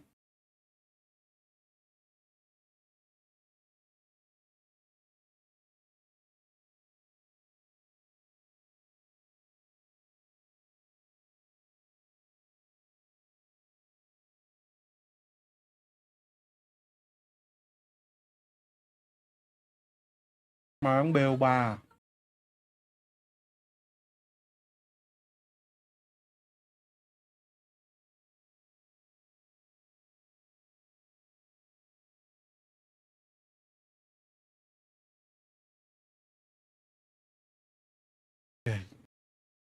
And there could have been a ghost to win. So for safety, one more throw. If you make it off the white, then it counts. Come on. No. Hey! Yes, I didn't make it still. I think you're going to have to fold another one, my friend. Yeah. 7, 6, 5. Yes, there is no, I got point. There is no chance. Bro, 1-1. We just make the game exciting. Are you ready for your next question? How tall is the Eiffel Tower if measured in marshals? Yeah. 250 is a good guess. I would say 190. The answer is 214.21. 190 takes the cake. Okay, Yumpy, you're going first. Please draw your card. Win a tumbler against the opponent. This is good. Okay, I'll press the button here, gentlemen. I'll be the adjudicator. Please prepare for the thumb war. Are you ready? Yeah. Yes. Go. Yeah, win it 10. Nice, he won. You gotta keep going till he wins. 22 seconds. Now I won. Okay, I'll give it to you. It's close enough. Do 10 laps around your opponent. You gotta run. Yumpy, could you stand here for me? Are you ready? Yeah. Go. 1, 2. No, 1, 2. No, that's 3. 4. Okay. 5. 6. 7 seconds. 6, 5, 4, 3. I did 10. 1. 2 seconds left on the clock. What, you on? I was in the bar, like the Irish bar. Flip a bottle. Hey. Yumpy, you have a chance here. You have it. You could have got search for something. Yes. Peel the garlic, but you got flip a bottle. 2 seconds. 1 chance, maybe 2. Are you ready? I'll hit the button for you. Okay. Are you ready? 3, 2, 1. Yes! Gentlemen, it was a good game. Oh, it was a fair game. But it wasn't a friendly game. Gentlemen, thank you so much for joining me here today. It has been a lot of fun. I hope for me. I hope we haven't caused too much strife in your team. I'm guys very happy to be our victor. Thanks very much for watching, folks. I'll let you guys go.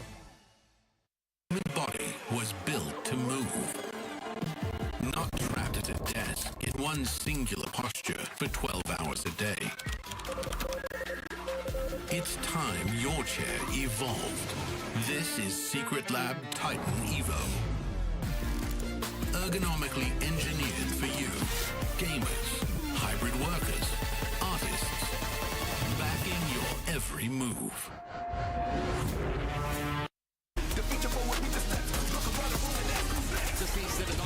It's a nice block from Starso. I don't know if he has time for this one though, Kev. It's going to be very close. Oh, that is unbelievable.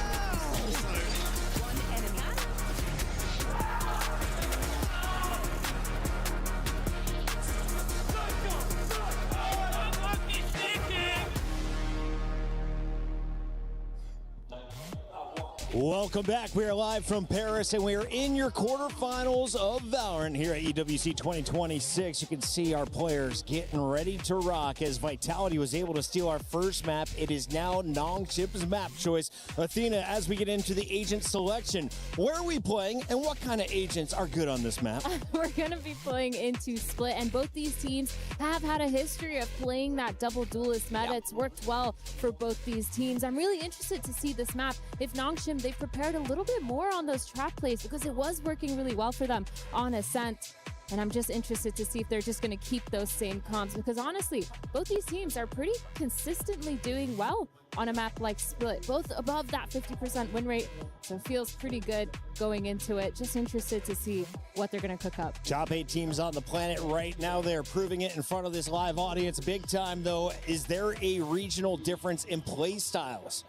Look, Pacific has always been known as the aggressive region. They were playing double duelist before it was cool, before the rest of the world got on the train. Same with these Nongshim guys. They love it. They love to be fast. They love to be aggressive. That's how we coin it over here in Pacific. And when we take a look at the agents, so like nothing different on the side of Nongshim here. It's that pattern, the double duelist. Neon with the Phoenix running in behind it. This is what they do best. Yeah, what do you think of the Sky? I'm curious because I have my own personal thoughts, but I want to hear yours first. I like the Sky if you're a very strong, capable mid-rounder. It gives you a lot of information. You also have that drone to work with in the dog. So I think if you can understand how to use that information correctly, you want to play with pace, you can support your duelist quite well. I don't hate it. You ready for a bold prediction? Sayonara flexing to Raze is going to lead the lobby.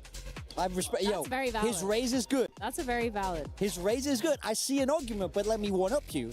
He's not going to lead the lobby because X-Ross is going to lead the lobby. X-Ross! We're going to a game 3? Yeah, we're going to third you think we're not going to a game 3 here in Paris? Agents are locked in, as are our casters. Let's get into game number 2. I'm getting real sick of hearing this big-time guy talk a lot of smack every time there's an EMEA team up for discussion. I'm keeping tabs on you, Morgan. It's time to get into the game, baby. Nongshim versus Vitality. It was certainly a sad first map for big time. Watching that from the sidelines, it looked like Nongshim had the read on Vitality, but the second half was a completely different game. Now 1-0. Does Vitality step in to Nongshim's pick? Yeah, as we all know, Tyler is better. Definitely when it comes at almost to everything. But nonetheless, into the pistol we go.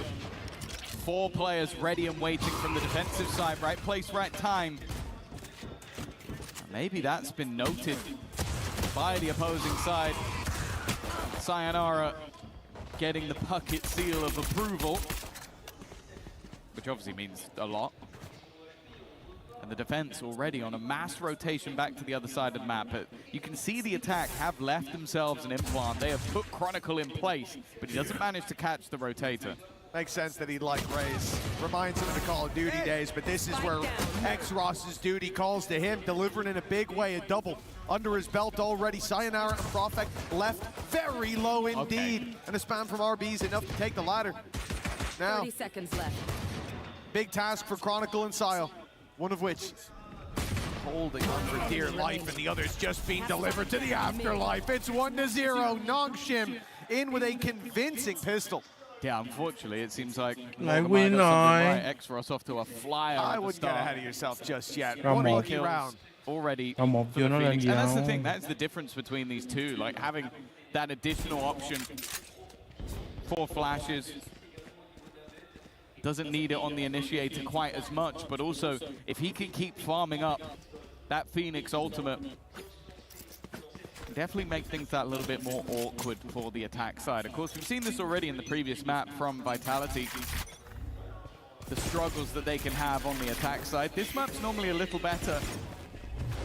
That double dive can cause problems.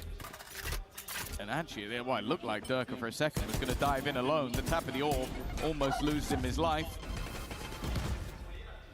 He's managed to get quite far. Now I'm getting a little bit nervous. RB is going to be nearsighted as well, trading out the paranoias, but the swing onto the back, not as clean as it could be, yet still, it's even trades for the side of Vitality. About as good a start as they could hope for. That was the pick they needed, though. That was the pick that would have gotten the spike to a site. Now instead they're trailing behind. Dambi's filled in the space, he's caught the spike, and it looks like Nongshim have stabilized. It wasn't even the fear of losing the round, it was the fear of this becoming more and more costly. But Dambi has put that fear to rest. Yeah, I think that's a singular weapon drop, which still maybe a little bit more cost than they'd like, but definitely not the end of the world. And especially with Durka able to walk in and get 2 kills. I'm starting to get a little bit nervous for them, but in the end, it comes out quite comfortable.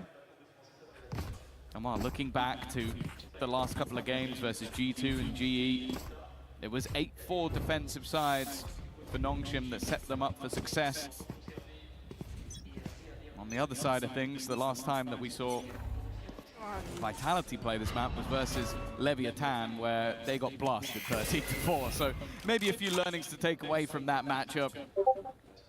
But the time before that, it was a strong attack side half. So arguably both teams starting on their favored side to this map. So this round may end up being quite important for Vitality. Well, it should do. The early starts what kept that first map alive. Nongshim. The weaknesses aren't really that present. Like you said, the bandit for RB, one of the weaker fronts. The lack of information later into the round. X-Ross goes looking, even uses the hot hands in the corners, desperately wanting that damage, and Dambi is ready to pounce on the back of it. I mean, they've spotted now 2 players outside this A side. For a moment, I thought Nongshim were rotating. I saw X-Ross leave Heaven, move towards the spawn. 30 seconds left. Oh, it looks like they've made the wrong read. They think that it's going back in the other direction, but no, they were just taking more passive positions so these rifles can catch them on the way through the choke point with 20 seconds left. All they have to do is be an annoyance and run this clock down. They have the right players in the right spots, but that pick on the Dambi might just have reset it. X-Ross only good for the 1. 10 seconds and a plant needing to be found. RB desperately trying to deny it, but they've kept it into a 3v2 at the very least. Until that pick. Interesting, but still, Ivy already has retrieved a rifle, and again, he's going to find one off the back of it, leaves it down to Yumpy. This has been far more than a bonus round. Ivy with the chance to give them a 3-0 start and steal it away. It seems like Yumpy started to clock on to where his opponent will be coming from, and the IGL will clutch out the round, but it's a little bit worrying that they even needed that clutch to begin with. Yeah, I heard a deep sigh from Big Time backstage, but there's no need to be deflated. That was a big round for Nongshim. Making it that close, giving that much of a chance for this to go across the line. Bloody impressive. Considering the Vitality squad break into that site and immediately deal with Dambi, it comes way too close in the end. But a plant found. And with 1 man alive, Vitality find their first round of the board. Now, it gets a bit more difficult. This time, Nongshim are fully armed, and Profect is being blindsided by RB. Yeah, you almost have to be a bit frustrated if you're Profek in that moment. Look at the corner that he died in. You kind of hope that your teammates might have you covered from that sort of an aggressive swing coming out from the defensive side, but the flash was just good enough that they were all blinded on the other side. It's still a bit worrying, but hey, great work from the side of Nongshim early on. And if RB is going to have a similar performance to what we saw on the last map, we might be seeing a third one after all. It's those defensive setups as well, rearing their ugly head back from Ascent. That was the problem that Vitality ran into and really struggled to crack the code up. Big fight up in Heaven, at least the trade there. Now Vitality pick up the pace towards the site. They know they want to have a fight from above for at least a moment, but Francis still needs to be rooted out from that site. X-Ross's ultimate dealt with. Francis taking a tag. He's still standing his ground. He looked unfazed, but 30 seconds left. now the showstopper should send the rest scurrying. Man advantage, possibly even off the back of it. It was Durka to deliver 3. RB all alone with the same task at hand. It looked like this was another stellar round in the early, but The recovery has looked good. RB with the chance for a freebie, but he's looking for a little bit more. He's hoping that Sayonara never looks up, just keeping an eye on him constantly. There's the jump down. Allows him to cross towards the site. Smoke on towards the spike as well, just to create some danger that the opponents have to deal with. Already looking for the half, and he's so desperately low, and Yumpy was quick to hand. A huge round from Durka, almost using that showstopper as a distraction. But his triple is what gives them an even score. Oh yeah, he saved the day on the Heaven fight. On to Dambi. I mean, the second one, oh yeah, no, the showstopper did go too far. So yeah, that wasn't, I thought he got the kill ahead of the rocket, but no. He got the kill instead of the rocket. No, the rocket was not close. That was actually much further than it looked when he was clicking on my screen, but a little flick of the wrist, unlucky. 2-2. Vitality now face off against Pistols. Their reward starts out with an easy pickup from Durka and a spray onto the wall. An excitement. Well, then I see him step really close to a smoke versus an eco with an outlaw, and I'll be honest, I start to get a little bit worried, but I'm sure he won't go much further than this. You know, it is Durka, a chance to farm, and already another one picked up. The trap play, looking to try and put the pressure on, but he has the support of Sayonara. The last showstopper might have ended up as a fake flash, but if he can build up to the next one in quick succession, he's not going to worry too much. Không phải thằng đó bắn luôn. And although this is not the most damning of starts for Nongshim, the thing that worries me is how Durka is playing. Because you mentioned that was aggressive, that was hyper-aggressive. But think back to that last map. A 7-9 first half. He starts popping off, ends the second half 12-3. Like, genuinely was just farming. Now we're seeing that on the attack side as well. That's scary. Because rounds like that, they're the kind of thing that will probably make your coaching staff very nervous. Like, those are skill check rounds, and if you miss the skill check, things go very, very badly, very, very quickly. Sayo's a little late getting the kill. They hit a headshot with a sheriff onto him. There's a rifle there. You've got an outlaw stuck in the corner. Probably 2 picks and 2 big weapons picked up. Get punished, don't you? I do. It kind of frustrates me when it works. Can't keep getting away with this. When you've got the players who can take those risks and it pays off the majority of the time, and if you don't get Durka hitting the shot, you've got someone like Sayonara to pick up the pieces, then yes, sometimes you can play a looser game just because you can back it up. You don't want to see every team do it, but for Vitality, they might need a risk here in the 4v4, but X-Ross is the one surrounded and looking the wrong way in heavy traffic. No idea. He had absolutely no idea how much ground had been taken, and it seems like it's falling into 1v1 picks. The TP was stuck! What?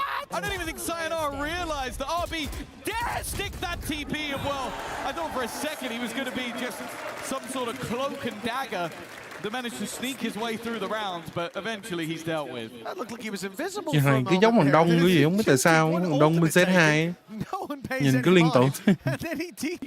Dù nghĩ kỹ thì cũng không giống nhau lắm đâu. Có nhiều giò. Well, as much as he might have gotten a few chances, none capitalized on. And for Vitality, this is a fantastic round. The ability to walk up behind like that in heaven, crunch on an X-Ross who, yeah, he looked there a moment ago. And he looked there a moment too late, but he left the gap, and that gap was filled in by like that. Đúng, mà bên nó có một the side of Nongshim. A round loss like that, well, no surprise to see a timeout. Yeah, I think we're already starting to get the alarm bells that happened on Ascent. Back-to-back rounds there. This is now your map choice. The defender side is where they've done their best work over the last couple of maps, and you can see that a lot of these almost feel like it's momentum. Like you're having Durka get more and more aggressive. That was him running through B Heaven with a Blade Storm, getting an opener. And although you look at that 1-for-1 trade and you go, well, yeah, that didn't matter that much. It's the space they got. Like everybody else had to almost fall back in fear and even pull rotations. And in the meantime, the rest of the attackers go through vents and backstab your Phoenix. Like that's too much ground being lost.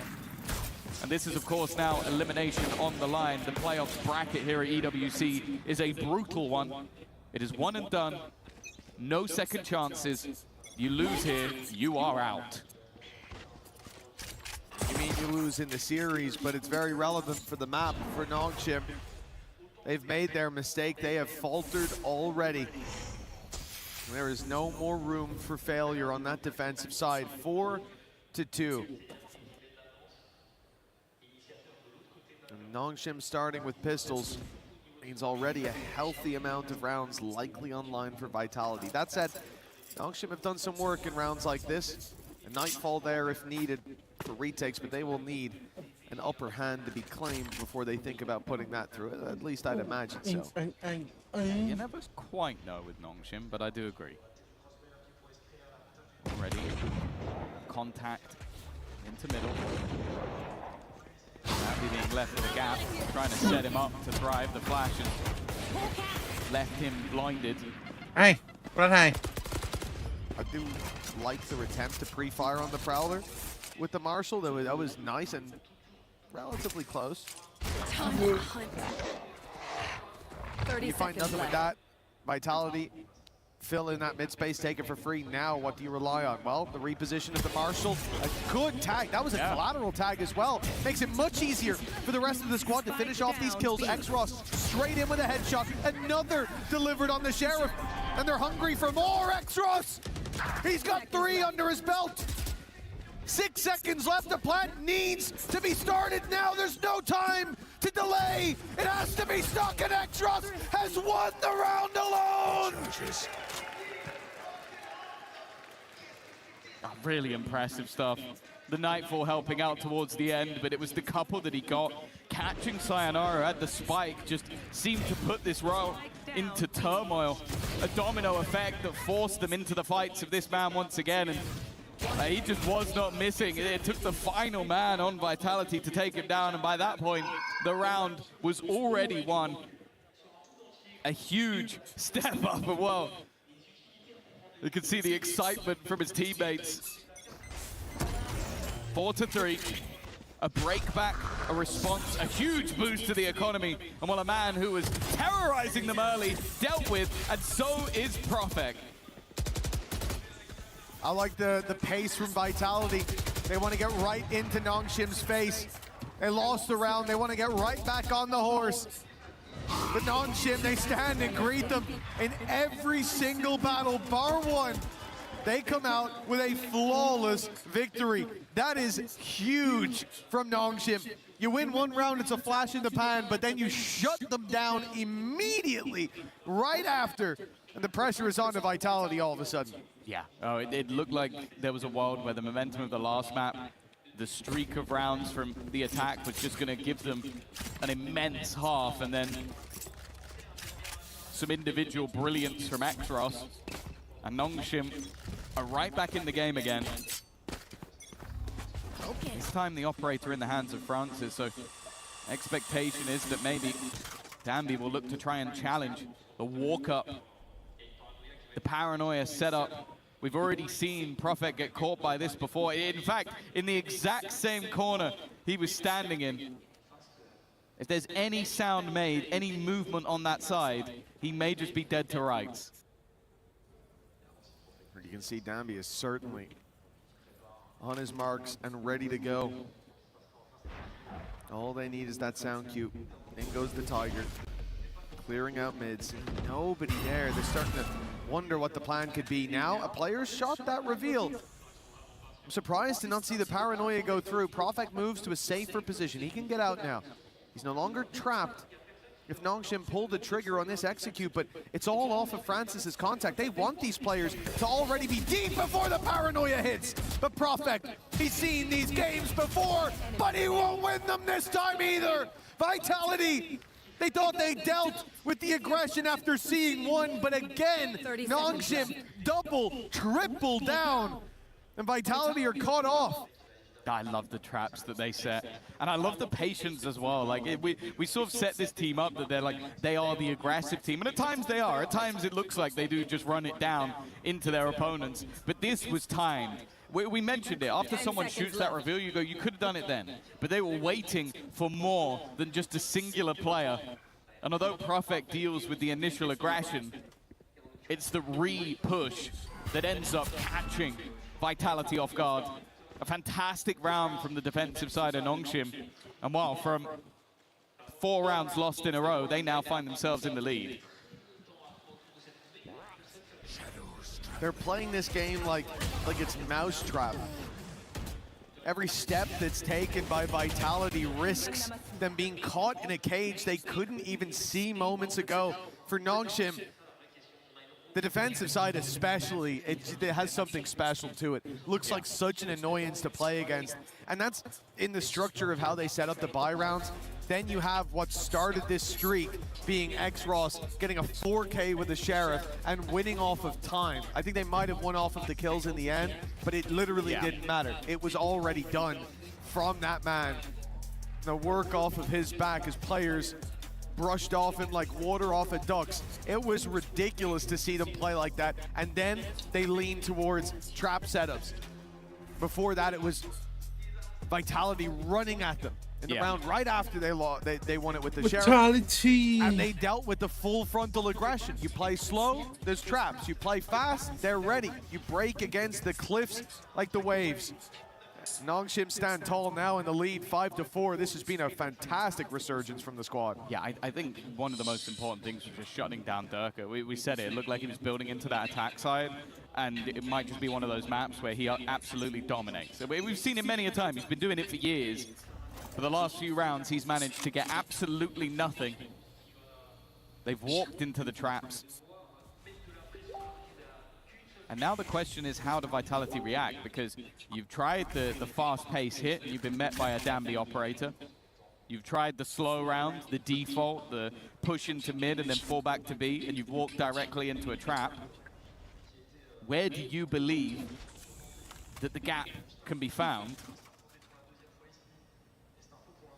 And you could see the early patience, because especially go back to the last map, normally once they took a pause, Nongshim went for this crazy, aggressive, ultimate-based round that ended up just blasting them out of the server. So they're just sitting, waiting for now. But if anything, with this operator just honed in on the angle, they're almost playing into their opponent's hands. It depends on the push itself. Sky's on the rotate over. But Yumpy out of flashes for the time being. It means they go in blind. A cloudburst not providing enough cover. A deep showstopper not landing. And an ultimate pop by X-Ross. He keeps control of mid for a moment, then slides into the site, but there's nothing left to do. What? RB ran into the smoke. He's a madman. But Francis is there to carry them across the line. Another very successful round for Nongshim, and it looks like Vitality are out of ideas. Yeah, they've gone for basically the same play again, like having this early slow default, thinking, okay, they're not going to have the same trap in back-to-back rounds. Instead, though, it's different. You have the contact set up. They then try to burst through with a showstopper, but you just have these players constantly re-aggressing. RB having no fear whatsoever. And then France is doing exactly the same thing. The second you think you might have a respite with Nongshim, you are wrong. And what, 6-4? 4 rounds in a row now for the defensive side, directly after a pause was taken for Vitality. Again, we start to look towards the French organization, the EMEA squad that maybe has the most hopes of challenging for that title. And it's the same again. Danby with a crispy opener and gets rid of Sayonara. It's got to be frustrating to run into him no matter where they go. Now he runs into them, but Dirk is there to meet him. And Marshall winning the fight out. Giving a chance, perhaps, to Vitality still. There's so many players here on the rotate. Ivy not caught by either flashes. Primed for that push out, and he's catching them all. It's Ivy with 3 that quells any hope from Vitality in this round. Không chỉ là chưa nhưng mà vẫn là dẫn trước ở H1. For an 8-4 half. Yeah, I think when we were sat there with them 4-2 down, giờ phải giữ được á. Mắt bích của mình đó nha. Believing they'd be able to turn it into maybe even a half victory. But now they're potentially going to walk in with an incredibly comfortable one. I don't know what was said by the coaching staff, but evidently it's worked out. I'm sure, I think credit needs to be given to X-Ross. That spark, that flame that seemed to just turn them around. I think it was Danby just screaming his heart out the second that they won that round. And he's now been devastating ever since. But this round was all about Ivy. An ultimate even committed in the last round in the form of the Seekers. The round before they used a showstopper, both to no effect. not even space was taken in that moment. And now you look at the defense, they haven't had to use their ultimates. They have 4 ready for this round. Big pickup by Durka. It was him the majority of the time being picked off right away by that operator. He thought about sticking that. He did. I thought he was going to stick it as well, and I thought no one was going to see it, but I think he's avoided death with that cancellation. The Viper's Pit's going to cause issues. Getting in and planting, an impossibility without a serious fight, and before at least, those players had filled in the space. What? He just spammed through the pit to take down RB. Now Durka's got Viper, but they don't know about Extras! He was in that pit, hiding. He takes that burden from his team and carries them to 8-4 at the half. Just me. My God, that was an insane round from him once again. He's had most of his kills in 2 rounds, but those 2 rounds have been some of the best rounds I've ever seen in my life.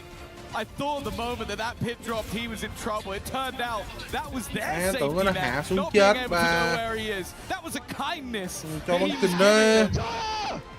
And you can see it again.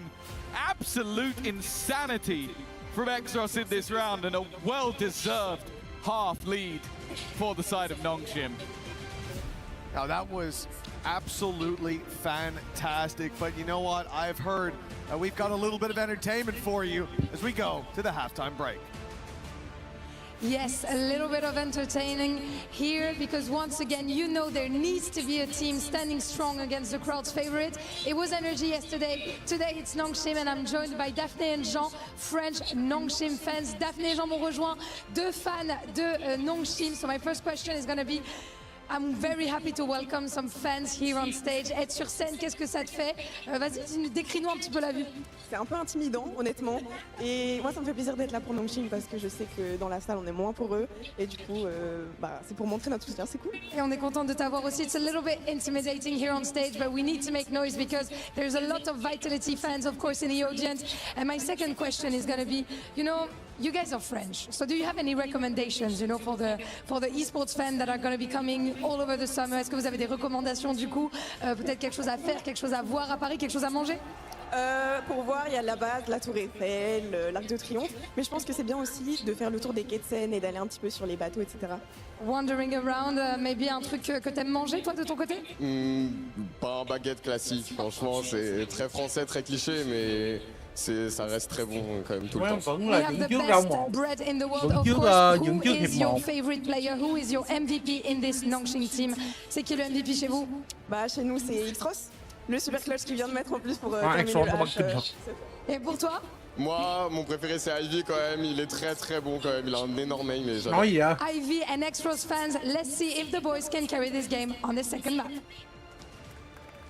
Thank you very much, Lou. Well, it's time to see if this story's ending here or if there's another chapter yet to be written. Vitality trailing at the halftime, and it might be intimidating up there to cheer for Nongshim, but you know what? You had an easy half cheering along. I didn't hear a lot from the Vitality fans. No, I think that they're a team that it's impossible not to like. They're probably the nicest of all the players, but then you get in the server and you see them do some of the nastiest things you're ever going to watch in your life. I think both Extras and Ivy, good choices. But is there going to be a response again? We saw this in the defensive half of the last map.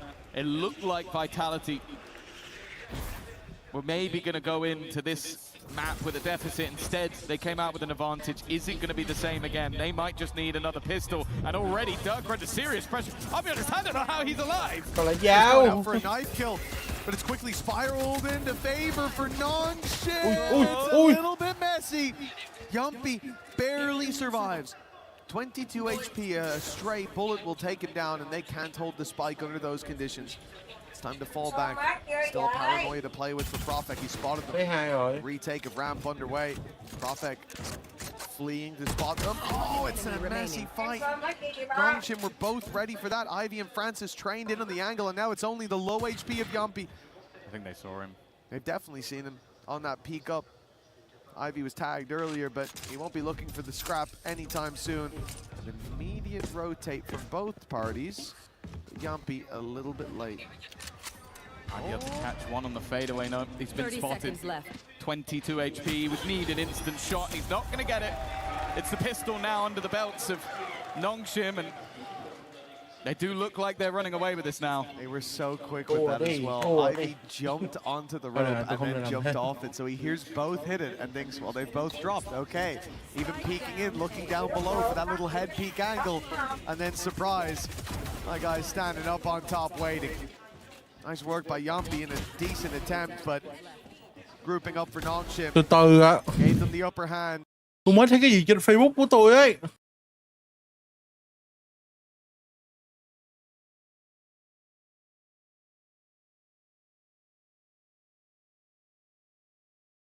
Cái gì đấy? Cái gì đấy? Ôi ôi. Ôi cái gì đấy? Đùa.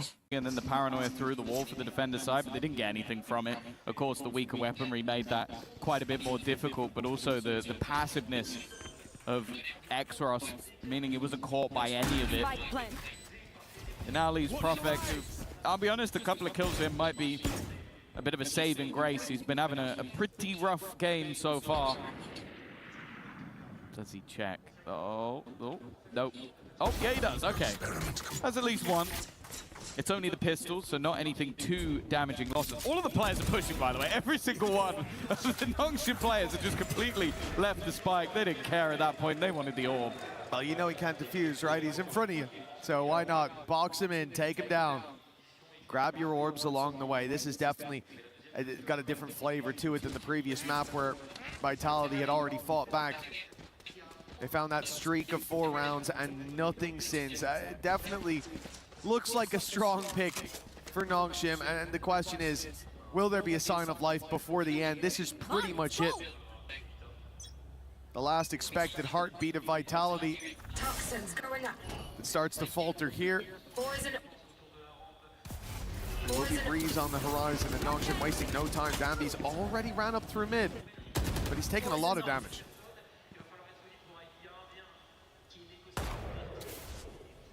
This is a round that it's safe to say Vitality cannot afford to lose. Already backs against the wall in their opponent's map choice.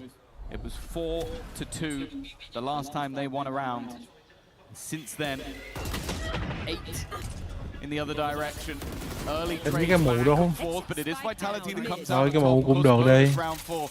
Nongshim, so even keeping this one tight might be enough, but Bây giờ khó lật hơn rồi và Vitality khó lật rồi. It's safe to say they're going to be going for this one. Certainly with how the rounds have gone for them so far, they've given them a decent chance. The pressure put onto RB, good paranoia. They'll use it to TP as well, and I'm not sure they will have heard that. I think so. I think Profek was hit by the paranoia as well. 30 seconds left. They definitely know about it now, a little bit late on the spam. But all the while, he is just buying time. 20 seconds for that flank to come all the way around. Running out of time, running out of chances to get this across the line. It's got to be a more aggressive play, and well, that certainly was aggressive from RB. They know where Ivy is. He's got no time to connect these kills. And you can see Durka just flees, realizing he can win it off time alone. But Profek will at least secure Vitality a 5th round. A chance here, but a long road ahead of them. Yeah, I think that even in that moment, the goal was to just try and take weapons away. I think they knew at that point they'd already lost the round just off the back of losing the spike in this scenario, but even still as a bonus, getting rid of 3 guns. And if they'd won that fight, it would have been a 4th. Still feels like a mountain to climb for the Vitality side, and just looking at Exros, unfortunately there's going to be a very smug Morgan when we get back to the desk, because he has been incredible, and he has to run it back online. Yeah, that's the scary thing about this round for Vitality. Credits all put on the line for Nongshim. They have ultimates to throw at it as well. They've looked good when it comes to the buy rounds. They've got the majority of the defenders towards the A site, which means Profek stands alone. He's isolated, but he's isolated a duel to start. Spike down B. Not bad. Now teammates coming to help out. The spike recovered by Danby, but he's going back in. They're not giving up on Nongshim. They know there's numbers here. They are not deterred, and perhaps they should be. RB TPing to the side, spin hard, but he gets the jump on Chronicle. Looks back to Durka. He's dancing around that pillar, but has no idea that death is right above him. Durka's adjusted. He detected Ivy, I don't know how. And he's left RB all alone. The spike in Durka's possession. Yumpy at his back as well. They're now together. The high-low in play. A firing squad whose only job is to execute this omen. When he steps into their sight line, the smoke will cover him for now, but into the fight he goes, and out of the round. Vitality, another lifeline delivered, but many more needed. I think good initial work by Profect to slow them down. I think especially just finding an angle where he couldn't be spotted by that running back. But then it is Durka. It's Durka just sort of flipping back to the player above that turns this round on his head. It looked like for a moment that was going to slip away from them. But once they get into that 2v1, solid positioning to make sure it was incredibly difficult for RB to isolate any of the angles. I also don't think his smoke helped him out too much. I understand what he was trying to do, but I think it kind of boxed him in with no angles to fight. Aggressive stop from the defense though, and wow, versus a low buy. Ôi Yummy ơi, em bị nó lừa rồi, Yummy ơi. And the flash that came out from X-Ross, that is what gave them the upper hand, but oh, push comes to shove. Somehow they're still holding on. This looked like Vitality were falling, we're crushing them, but they've fallen behind. Sayonara is desperately low, but he survives the spam of the Guardian. Bị nó thắng này. Phải là nó thí zombie nó thắng. Khốn nạn. I'm starting to believe it's possible. A 3-round gap is where this game changes. Yeah, we've seen this already in the last map. Desperately far behind. They then manage a mass streak of rounds, and although some of these have been a little bit tighter, I'm wondering if we might see that pause coming out once again. I think the Nongshim coaching staff have been incredibly proactive. Even in the last game, it was the same, where they were in the lead and they slow things down a little. Clearly not feeling the burn just yet, but I'm looking at that operator into Durka's hand. It was a game changer on the defensive side of Ascent. On this side, it seems like he'll be on the wrong side of the map. This is looking like an A-hit for Nongshim. Well, it's looking like they don't have much of a choice, Tom. There's no coverage outside B with full control there for Vitality. The only thing is the defense is waiting for that fight on middle, not knowing it's coming in the other direction. Yumpy taken out of the round, and the TP cancelled from Profek. Danby single-handedly got them this site, got them the plant. Wow, gotten them a huge advantage and probably forced Vitality to save because he spammed through a pit and a smoke. That part's a little bit BS. The rest of it was impressive. The last bit, more frustrating than impressive. But got to be incredibly frustrating for Vitality to now see that round drop like that. Yeah, this is the Danby effect. I thought they were going to build in and potentially use some of the ultimates. It's only the Viper's Pit that ends up being utilized in this moment, but a more direct hit and finding the isolated man. The fact is there's at least been some delay for the defensive side so far. I think Profek, the last round, he was able to hold the line for rotations to come in. This time, it's so quick that they get rid of Yumpy that no one has an opportunity to get in to support him. There's no way anybody could have found some sort of trade without, well, the same BS spam that we saw from Danby. It's going to be another round onto the board. The pause clearly not needed just yet, and for Vitality now, with that streak coming to an end, they now have to pick themselves up again, 4 rounds behind, and their opponents only 2 from taking us to Breeze.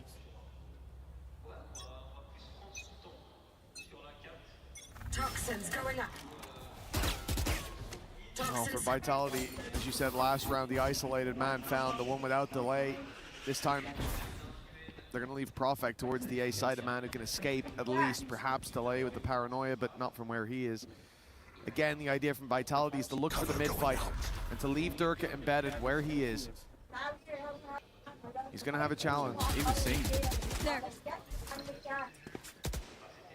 This doesn't seem worth it anymore. I was about to say, that when you've been spotted through the gap in the smoke, the value of this diminishes massively. An expected mid-push almost feels like a death sentence. They're gonna flash that? Instead, though, they seem very ready for Durka's positioning. They were.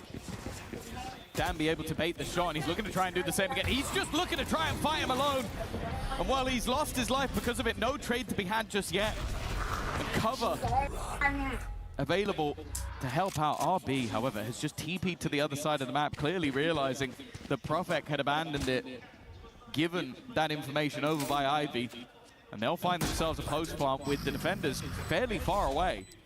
With the time and space lost by Vitality, it's almost a good trade for Nongshim. They're a man behind, but the clock plays as their 5th man here. The dog sent through, cancelled immediately. That's so much info denied. Great spam. Ivy's done wonders here. Reading those rotations, calling for the spike to make it over here. And now stopping the information game. Vitality go in blind. They lose Profek right off rip.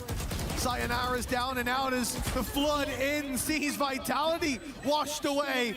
Durka try as he might. It looks like he has absolutely nothing to say. Nongshim 12-7. 5 chances to close this out and bring us to 3. And this is something I've really loved about watching Nongshim, is it's just they get the piece of information they need and they will make the bold call. The bold call is to just TP into the back of that site. Go, I've spotted the rotations, I know what's going on, we can get a plant, and it's going to take them ages to have those rotations. And as you said, I feel like even the spam that he went for to deny that information, it's a bold play. If somebody swings him, takes him out, that's a problem. Instead, he's able to slow down the push, enable their own crossfire back towards the ramp, and then the players within the site are able to just bide their time. A 4v5 that looked like Nongshim had the advantage throughout. And now a last-ditch effort from the coaching staff of Vitality to try and save this map and stop them having to go to Breeze. Yeah, this is one of the more difficult ones. 5 rounds in a row, no room for error for this squad so far, and it is starting to look like on the other side of the stage, Nongshim are on a form that just cannot be broken. Seeing Danby have this level of success, and yes, big time, I see you with your headset on, you're in. X-Ross playing the way that he is. He's doing a great job. I hate Big Time or X-Ross? X-Ross, oh, of okay. course. Big Time got lucky once. Smug look in his face. Well, smug look on Nongshim's face as well. 5 chances to close this out. And Vitality definitely looking more deactivated than the last map. You can see this again. This is something that we've seen regularly from Nongshim. You take a pause and we're going to be right in your face, right down your throat. The second these rounds begin, they send Danby up mid, but this was all just to try and pincer. We saw this in the last half. And now Durka's the one under pressure, but they've kind of bypassed him already. The site is firmly under their control. In the meantime, Sayonara has popped a showstopper that's achieved nothing. And although Durka managed to get a free chance of success, he's completely missed the beat. 2 players already down. Sayonara desperately low, has to flee. And with time against them, now a 6th man it seems, this is looking done. Breeze will be map number 3. It seems like we're going all the way there. 13-7. A resounding defeat dealt to Vitality in front of the home crowd. There might not be many Nongshim fans in there, but they've earned.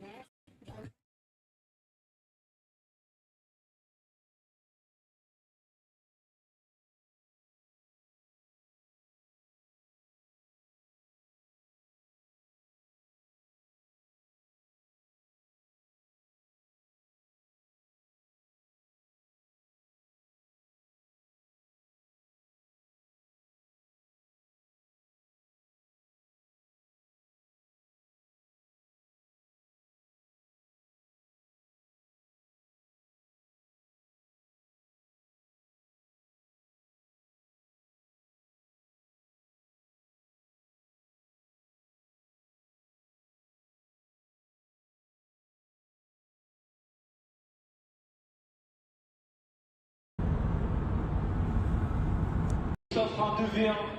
Ça y est, on a remporté la guerre économique. Everybody say we're gonna.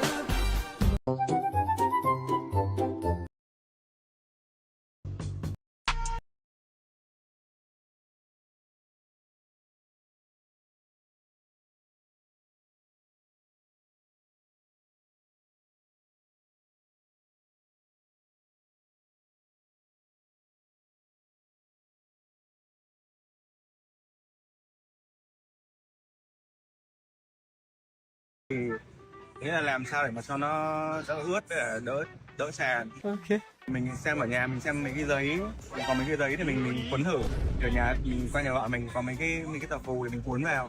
Còn mình thấy hay mình đăng lên trên TikTok. Là sao núa là cái gì núa thắng thuyền ơi bà. Bán thuyền đó bà thơ. Đang làm chill tự dưng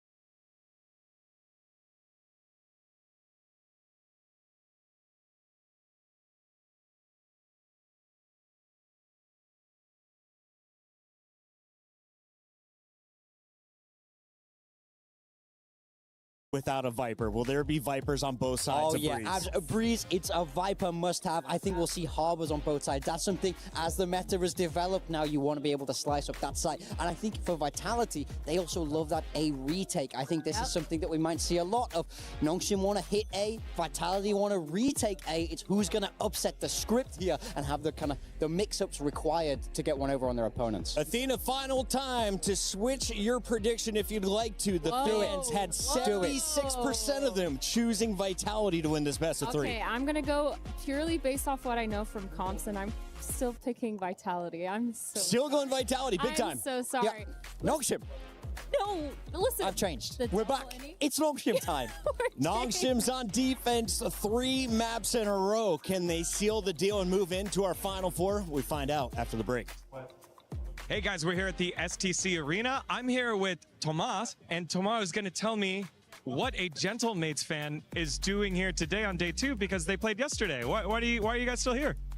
To be honest, this is an association, the Gentle Suit, and when we come on an event, we just want to support our player, but when player are eliminated or something else, we just never let seats go empty. Yeah, so we just bring back, see the game, watch Vitality or the teams. So we just came back and enjoy about the event. What was yesterday had so many fans that were here and it was such a great environment. What was your favorite part about yesterday? Yesterday, it was really insane, to be honest. I did not expect that, for sure. And when Prox 1v4 was really insane, as was like all the arena, the atmosphere was very insane, so it was a pleasure. Well, the mates are always great. Thank you so much for being here and enjoy the rest of the tournament. Gentle! Gentle! Gentle, gentle, gentle! Play is in our DNA. Whenever we let it out, it becomes our superpower. Now imagine an entire city being built to supercharge it. Kadir City, powered by Play.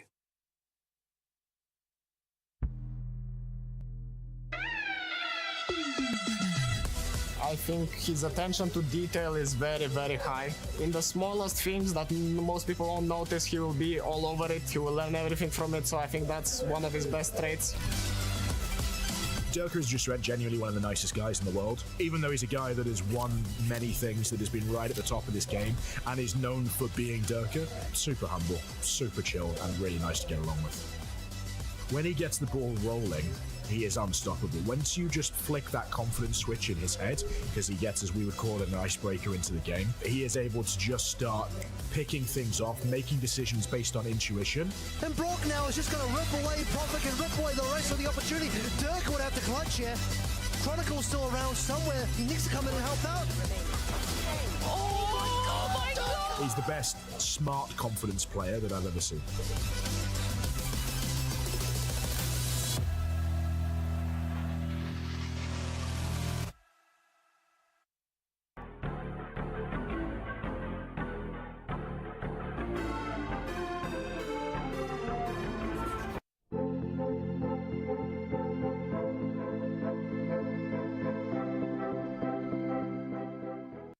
This is the Totem area, and it is what the Club Championship is all about. Every single winner is etched into history, having their trophies included regardless of where the competition is being held. Whether it's Riyadh, whether it's Paris, it doesn't matter, because if you win a trophy, you get not only your name on the wall alongside a title that you've won, but your trophy included in the language of the team. And for the losers, this is what it's all about. Not only do you get your key crushed by your opponent, but it gets put in to the wall as well for everybody to see right on display as a memory of the shortcomings of the competition that teams have had here at EWC. The dream, the goal, the battle is to win and lift the Club Championship trophy. For 2 years in a row, since EWC's inception in 2024, Falcons have been able to do it. But we're in Paris now. It's a different location. There are different teams, and the competition is fiercer than ever. You lose, not only does your key stay on display on the wall, but at the end of EWC 2026, another totem will be lifted. The crushed keys put into resin at the bottom of it, and the winners putting their name down in history regardless of where EWC is being held.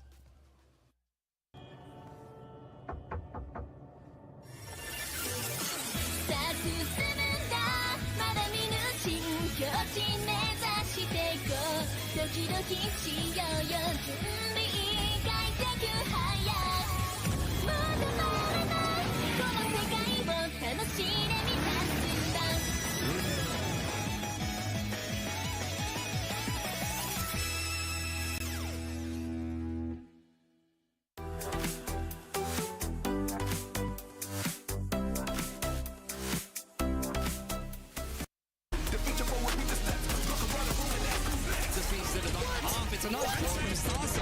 I don't know if he has time for this one though, Kev. It's going to be very close. Oh, that is unbelievable. Also,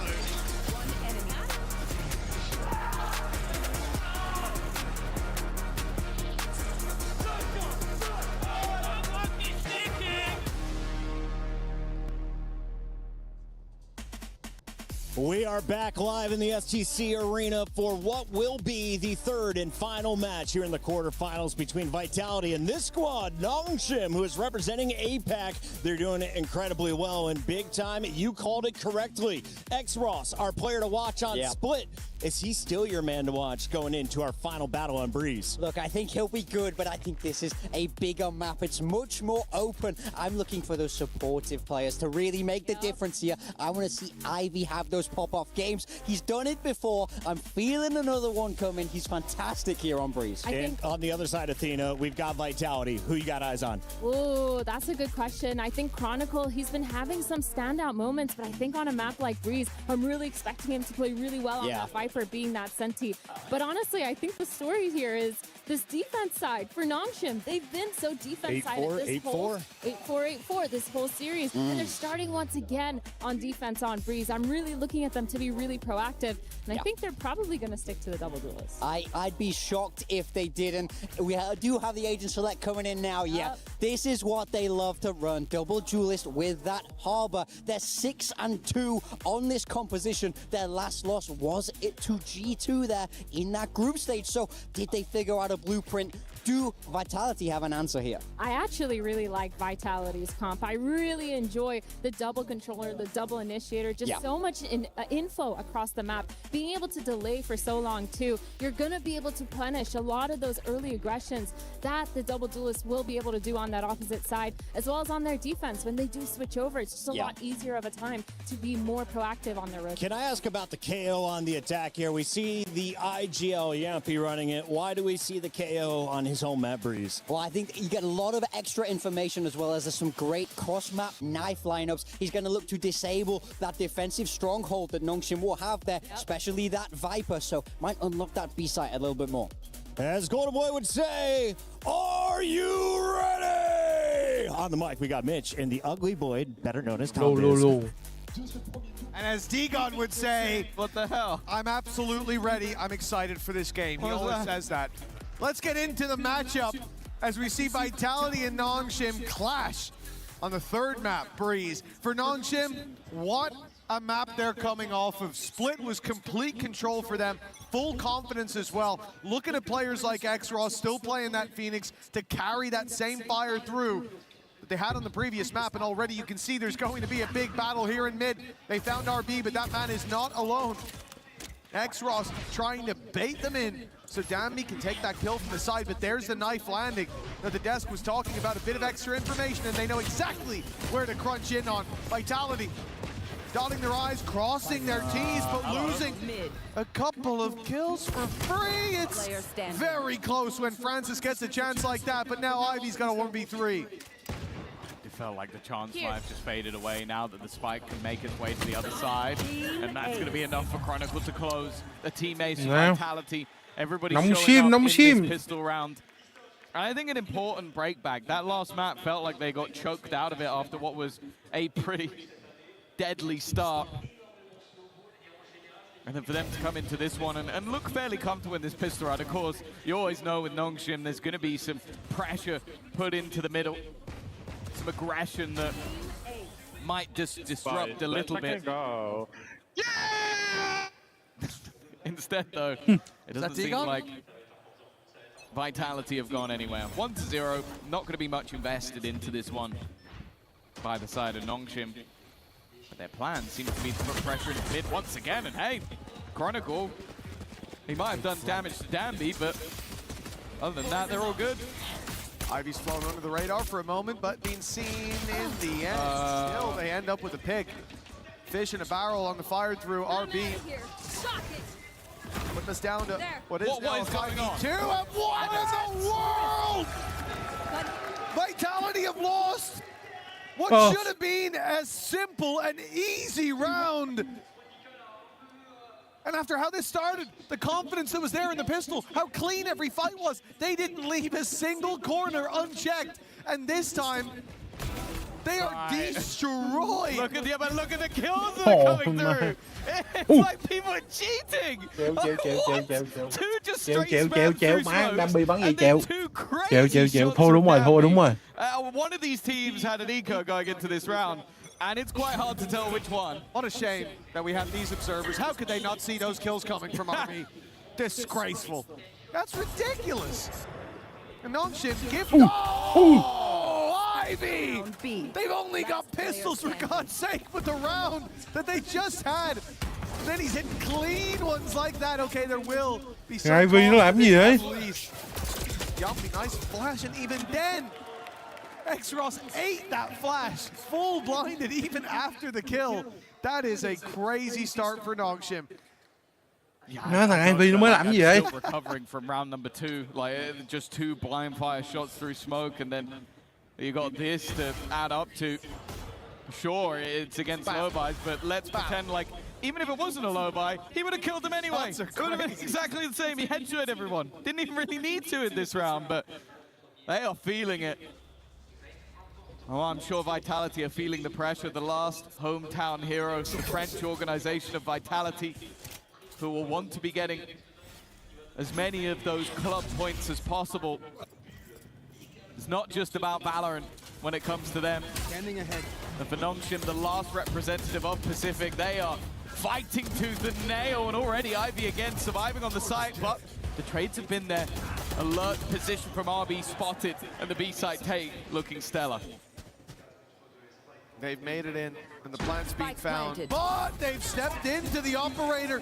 Dambi and X-Ross wasting no time to put this back even.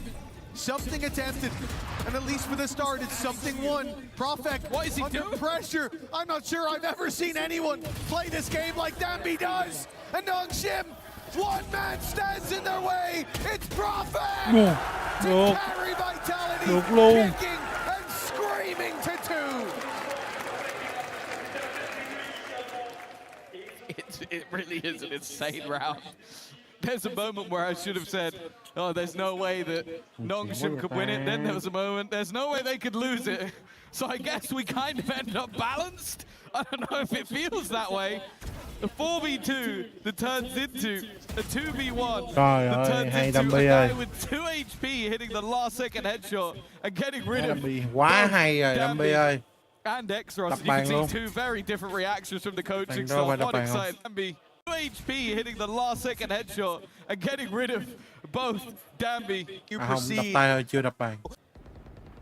Whether your flight's home or being booked in the next hour for Nongshim.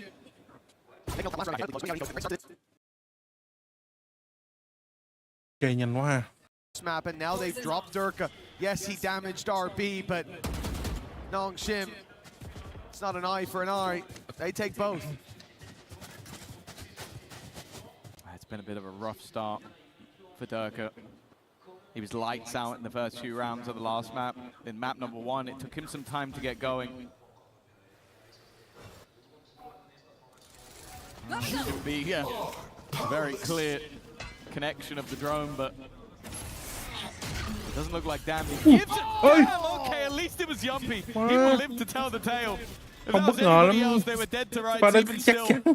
They looked to scurry away, maybe not. Yumpy clearly felt like he'd hard done his opponent.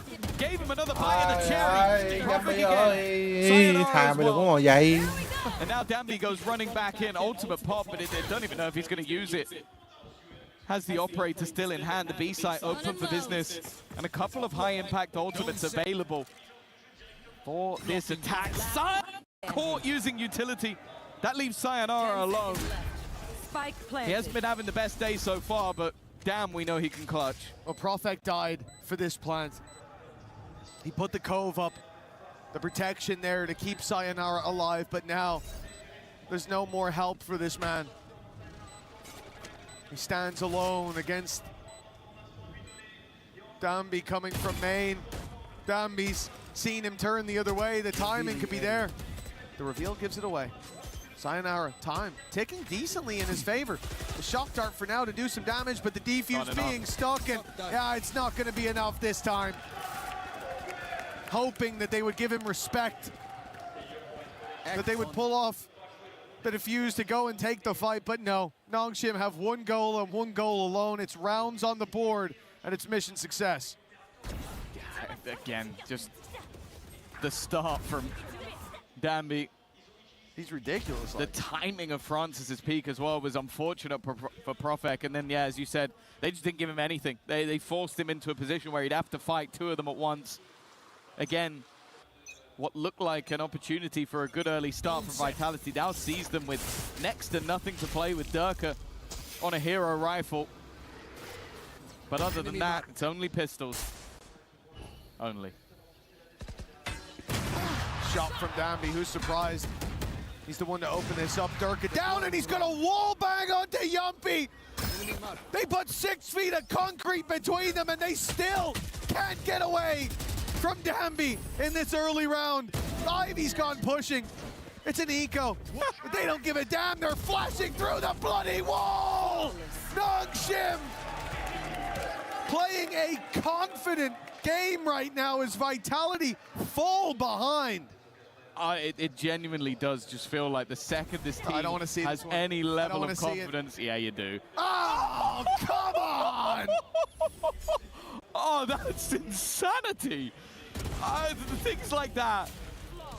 We should be checking his computer. Like, genuinely, admin, get up there, start having a look through the files that have been opened, because that is absolute madness. I was losing my mind seeing that in the mini-map. I thought maybe it was like a corner shot. No. All the way over into the middle of the wall. No, he got him in the bloody tunnel. They were running for their lives, and it's still not enough.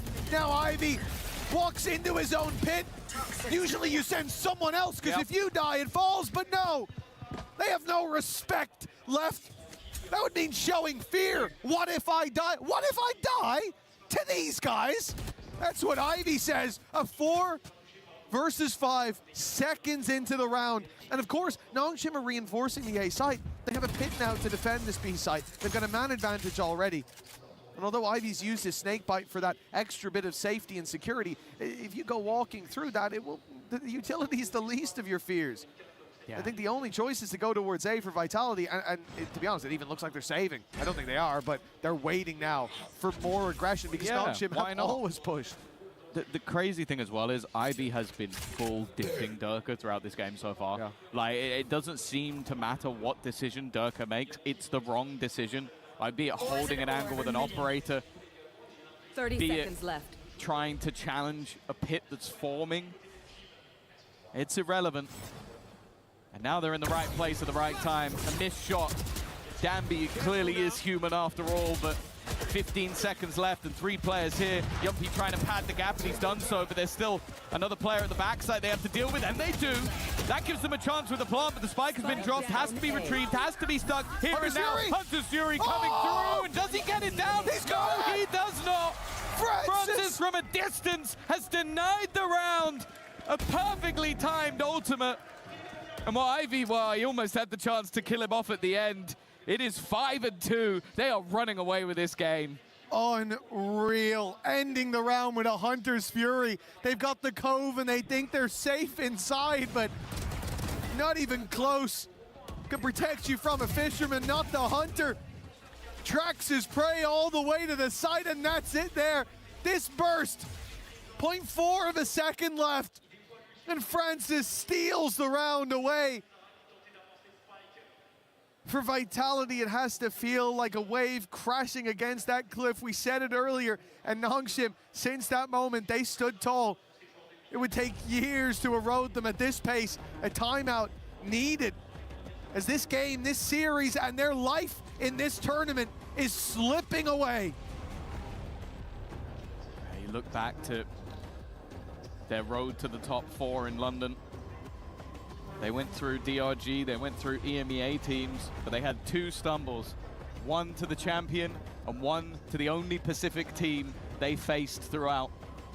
But bear in mind, be it their first defeat in this tournament would be the one that sends them home, and it would be Pacific again. There's no doubt that Pacific has had their fair share of trophies over the last few years. But Nongshim might be looking to try and get 2 in 1 year. A much quicker start. Ultimate used immediately, looking to try and basically just flood this round with ultimates, and that's a great start. Push out from Francis, though. He has found a gap. And that gap has given him the spike now.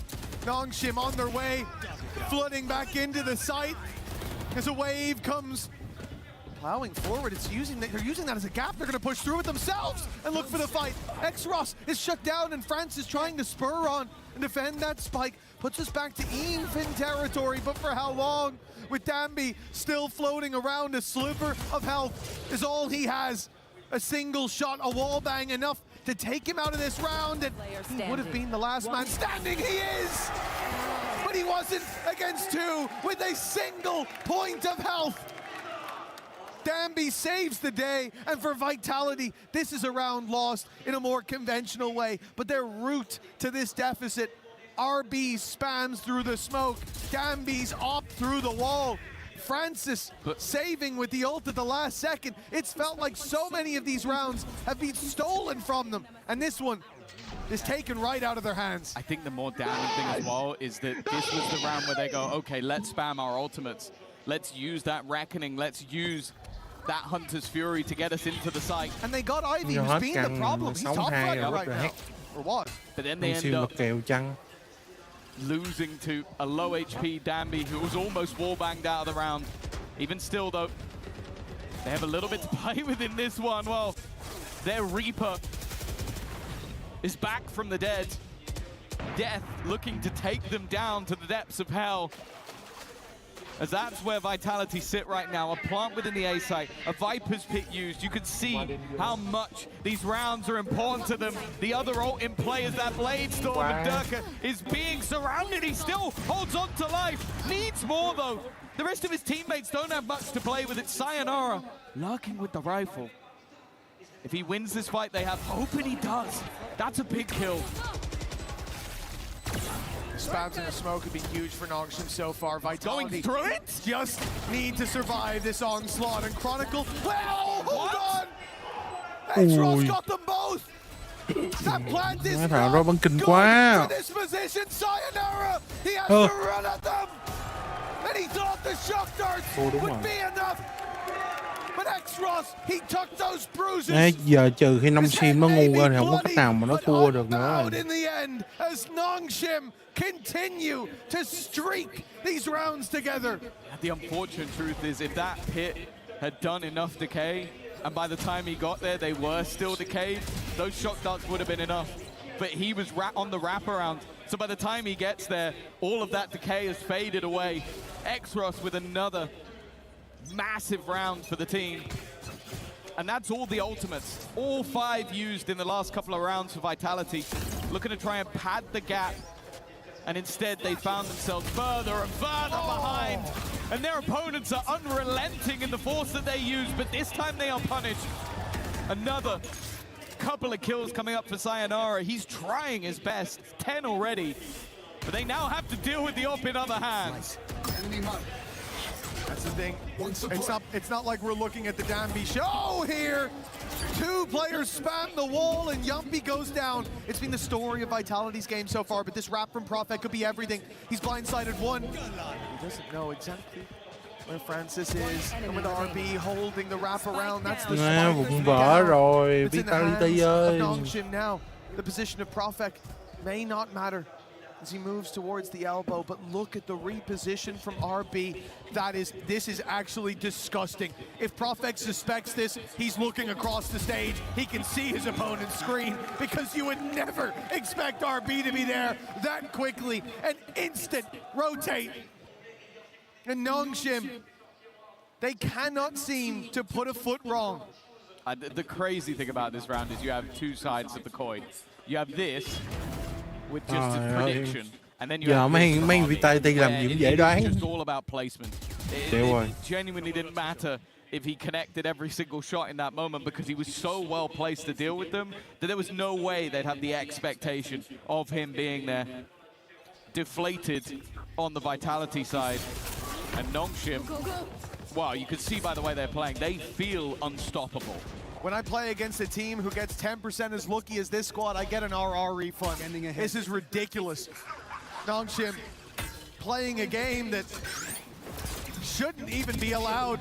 Dambi meets the first leg of this aggression. Extros cuts off the other two.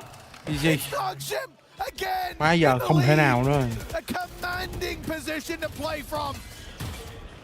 It seems like 9 rounds are locked in, and we're not even finished the half yet.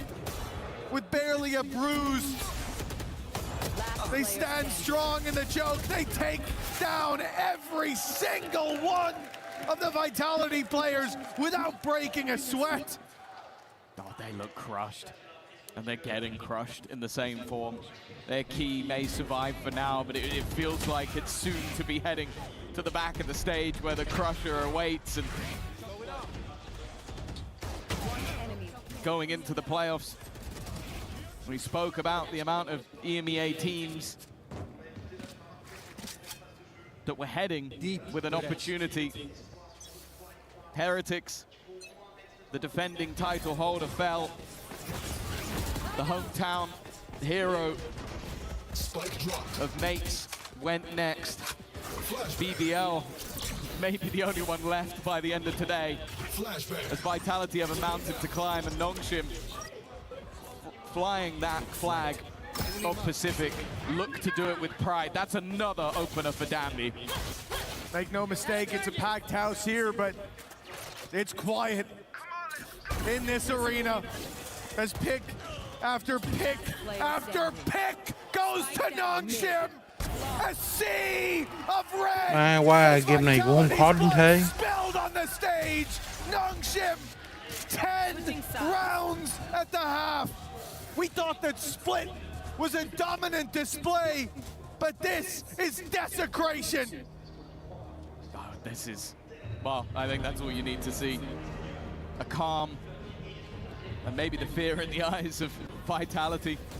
It seemed like no matter what they did, they were caught, and just the raw skill on display from Nongshim, moving as a pact on this defense, but they are just not missing a single shot, predicting the movement of opponents, every spam paying off. But there is no doubt that the form we saw in Santiago is back. Anyway, we're off for the halftime. Tom mentioned there the fear in the eyes. I think we can see a little bit of fear here in Danny Engel's eyes, one of the big bosses at Team Vitality. Danny, what's going on here? Are you panicking? Yeah, you got your fans over there. Are you panicking at all? Not quite yet. I think it's only over when it's over, right? And we have seen crazy comebacks happening, and I guess the guys can definitely make it happen. So let's believe, and let's definitely cheer loud over there. You, more than anyone, know how important it is to get off to a strong start at the Esports World Cup.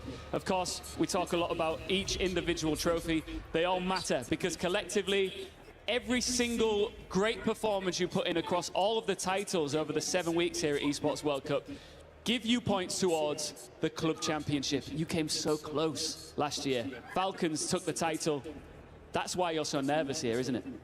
Absolutely, and this is only week 1, right? And I'm already super happy that the boys at least secured 200 points for now. We obviously dream of 1,000 to begin with, but it's a marathon, not a sprint. So let's take it day by day, match by match, and this is one of many, many, many Vitality matches. When we look back at the points total that you had last year, what sort of number are you aiming for this year that you think could potentially win the thing?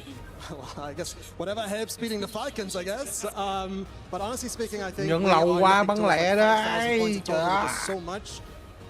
But yeah, any point on the way helps. Every win counts for us. And yeah, I'm still hoping that we can win today. Sure you are. Thank you very much, Danny. Let's keep moving. Well, there was talk after Santiago that their time in the sun might be done, but Nongshim have come back in today. They might not need it. They brought their own light, and they are shining bright down on that stage for Vitality. 2 rounds in the first half. This, the last map of the series. Often we talk about that as the middle ground. This has been anything but. Yeah, right now it looks like the Golden Hornets have met the Fly Swatter of Nongshim Red Force. And they need to try and fight back, and that's the worst start they could have had. Ivy already dropping a couple. Chronicle at least able to respond with one, but the A site is under their control, and Ivy is still just looking to hold the line. Chronicle, the man with so many trophies to his name, has given them a chance in this pistol round, and Yumpy's found one with the response immediate, and there is no stopping the Nongshim Red Force train. A pistol round that might have just ended the game. Buried beneath round after round, but this pistol feels like the heaviest load for Vitality. They are now trailing, not just in the map and the series, this half as well. A half that could be just a few rounds. And it certainly seems to be, if Nongshim have their way. A painful loss in the pistol round. We talk about it as a coin flip. And for Vitality, they'll know the answer next time they're asked what's the most they've lost on a coin flip, because they are close to losing everything. Yeah, we saw this at Masters London. They went out with a whimper. They started map 1 with showing their resilience after going down, but in map 2 that dissipated, and in map 3, we're yet to see them show up. It was a clutch on 2 HP that got them one of their rounds, and unless they can make this force fire work, that's all they're gonna have in this half. Exros patiently waiting. Him and Danby are gonna be in the Vitality dreams tonight, and not for good reasons. They haven't quite caught the timing to kill off these players just yet. Well, they might be a big fish in EMEA, but it looks like Vitality are swimming with the sharks now. Nongshim pulled this rotation to the A site. They wrap back to B, the flank underway from Ivy. He's got them boxed in. Ivy has this round in his hands. He's got them in his palm, and he's closing the fist. A 3-piece for Ivy. Cho nó thắng đi. And a death Cho blow bọn này nó on thắng a đi. team that's already long gone. Không có cách nào nữa rồi. What could Prophet hope to achieve in this round? Hay là không thể cho Vitality rồi. But at the same time, Nongshim nó bắn quốc tế quá. At this rate, Ivy might have a Viper's pit even in these last couple of rounds. 17-7, and France is there to put down Prophet. Tóc gì thế này? Nongshim have elevated to a different level. It turned out sometimes going back to what you know can be enough to relight that fire. And the Nongshim Red Force spice seems far too much for Vitality to handle. And this was the most impressive part of that first half, Tom. We talked about the BS rounds, and there were some of them. There's Achilles. Oh, look at him. Look at him. Stop looking so happy, Seth. I mean, we're here. We just love to see teams do well and have fun. That's what we're here for. But it was RB with his spams through the smokes. Danby's up in the wall. Francis winning with the ult. And all the while these players were stepping up. And yes, I think, I didn't actually look at the score line in terms of the kills, but I think Danby probably has overtaken him by now. But there was a point throughout that first half where Ivy was the shining light for this squad. He's definitely putting up numbers. And in a game where everyone else is having these flashy rounds here and there, he was the consistent factor throughout them all. That's the scary thing for Vitality right now. It's why I don't believe in this comeback, even beginning, because they don't just need to beat one guy. They don't need that. Look, Ivy 17-7. Yeah. Look at the game Danby's had. He's still trailing. I thought he must have overtaken because he's so many early up kills, but that's how bloody good Ivy's been. So what if Danby starts missing? So what if X-Ross flashes himself? You're still going to have to deal with Ivy and the rest of the... Oh, Jesus! Oh, my God! Relax, Ivy! They're already dead! This man has no chill. Gì? But you're right. Hết vị. Even if by some miracle for the Vitality fans, someone went missing, there has been levels to Nongshim in this match. And Vitality, well, they need a miracle. They need multiple miracles. They need 10 miracles in a row if they're going to survive in this tournament. And it seems like their journey here in Paris has come to an end, whereas the Nongshim journey looks to be beginning. A semi-final spot, all but guaranteed, as Danby looks to finish the job he started. Sayonara, the one to fall, and a 13-2. Vitality quá ngu. Yeah, thôi, chắc là tôi trận này thôi. Tôi sẽ đi upstream, tôi sẽ đi tắm, mà nếu như còn việc lát nữa tôi có stream tới hay không thì tôi không chắc. Tất cả mọi người.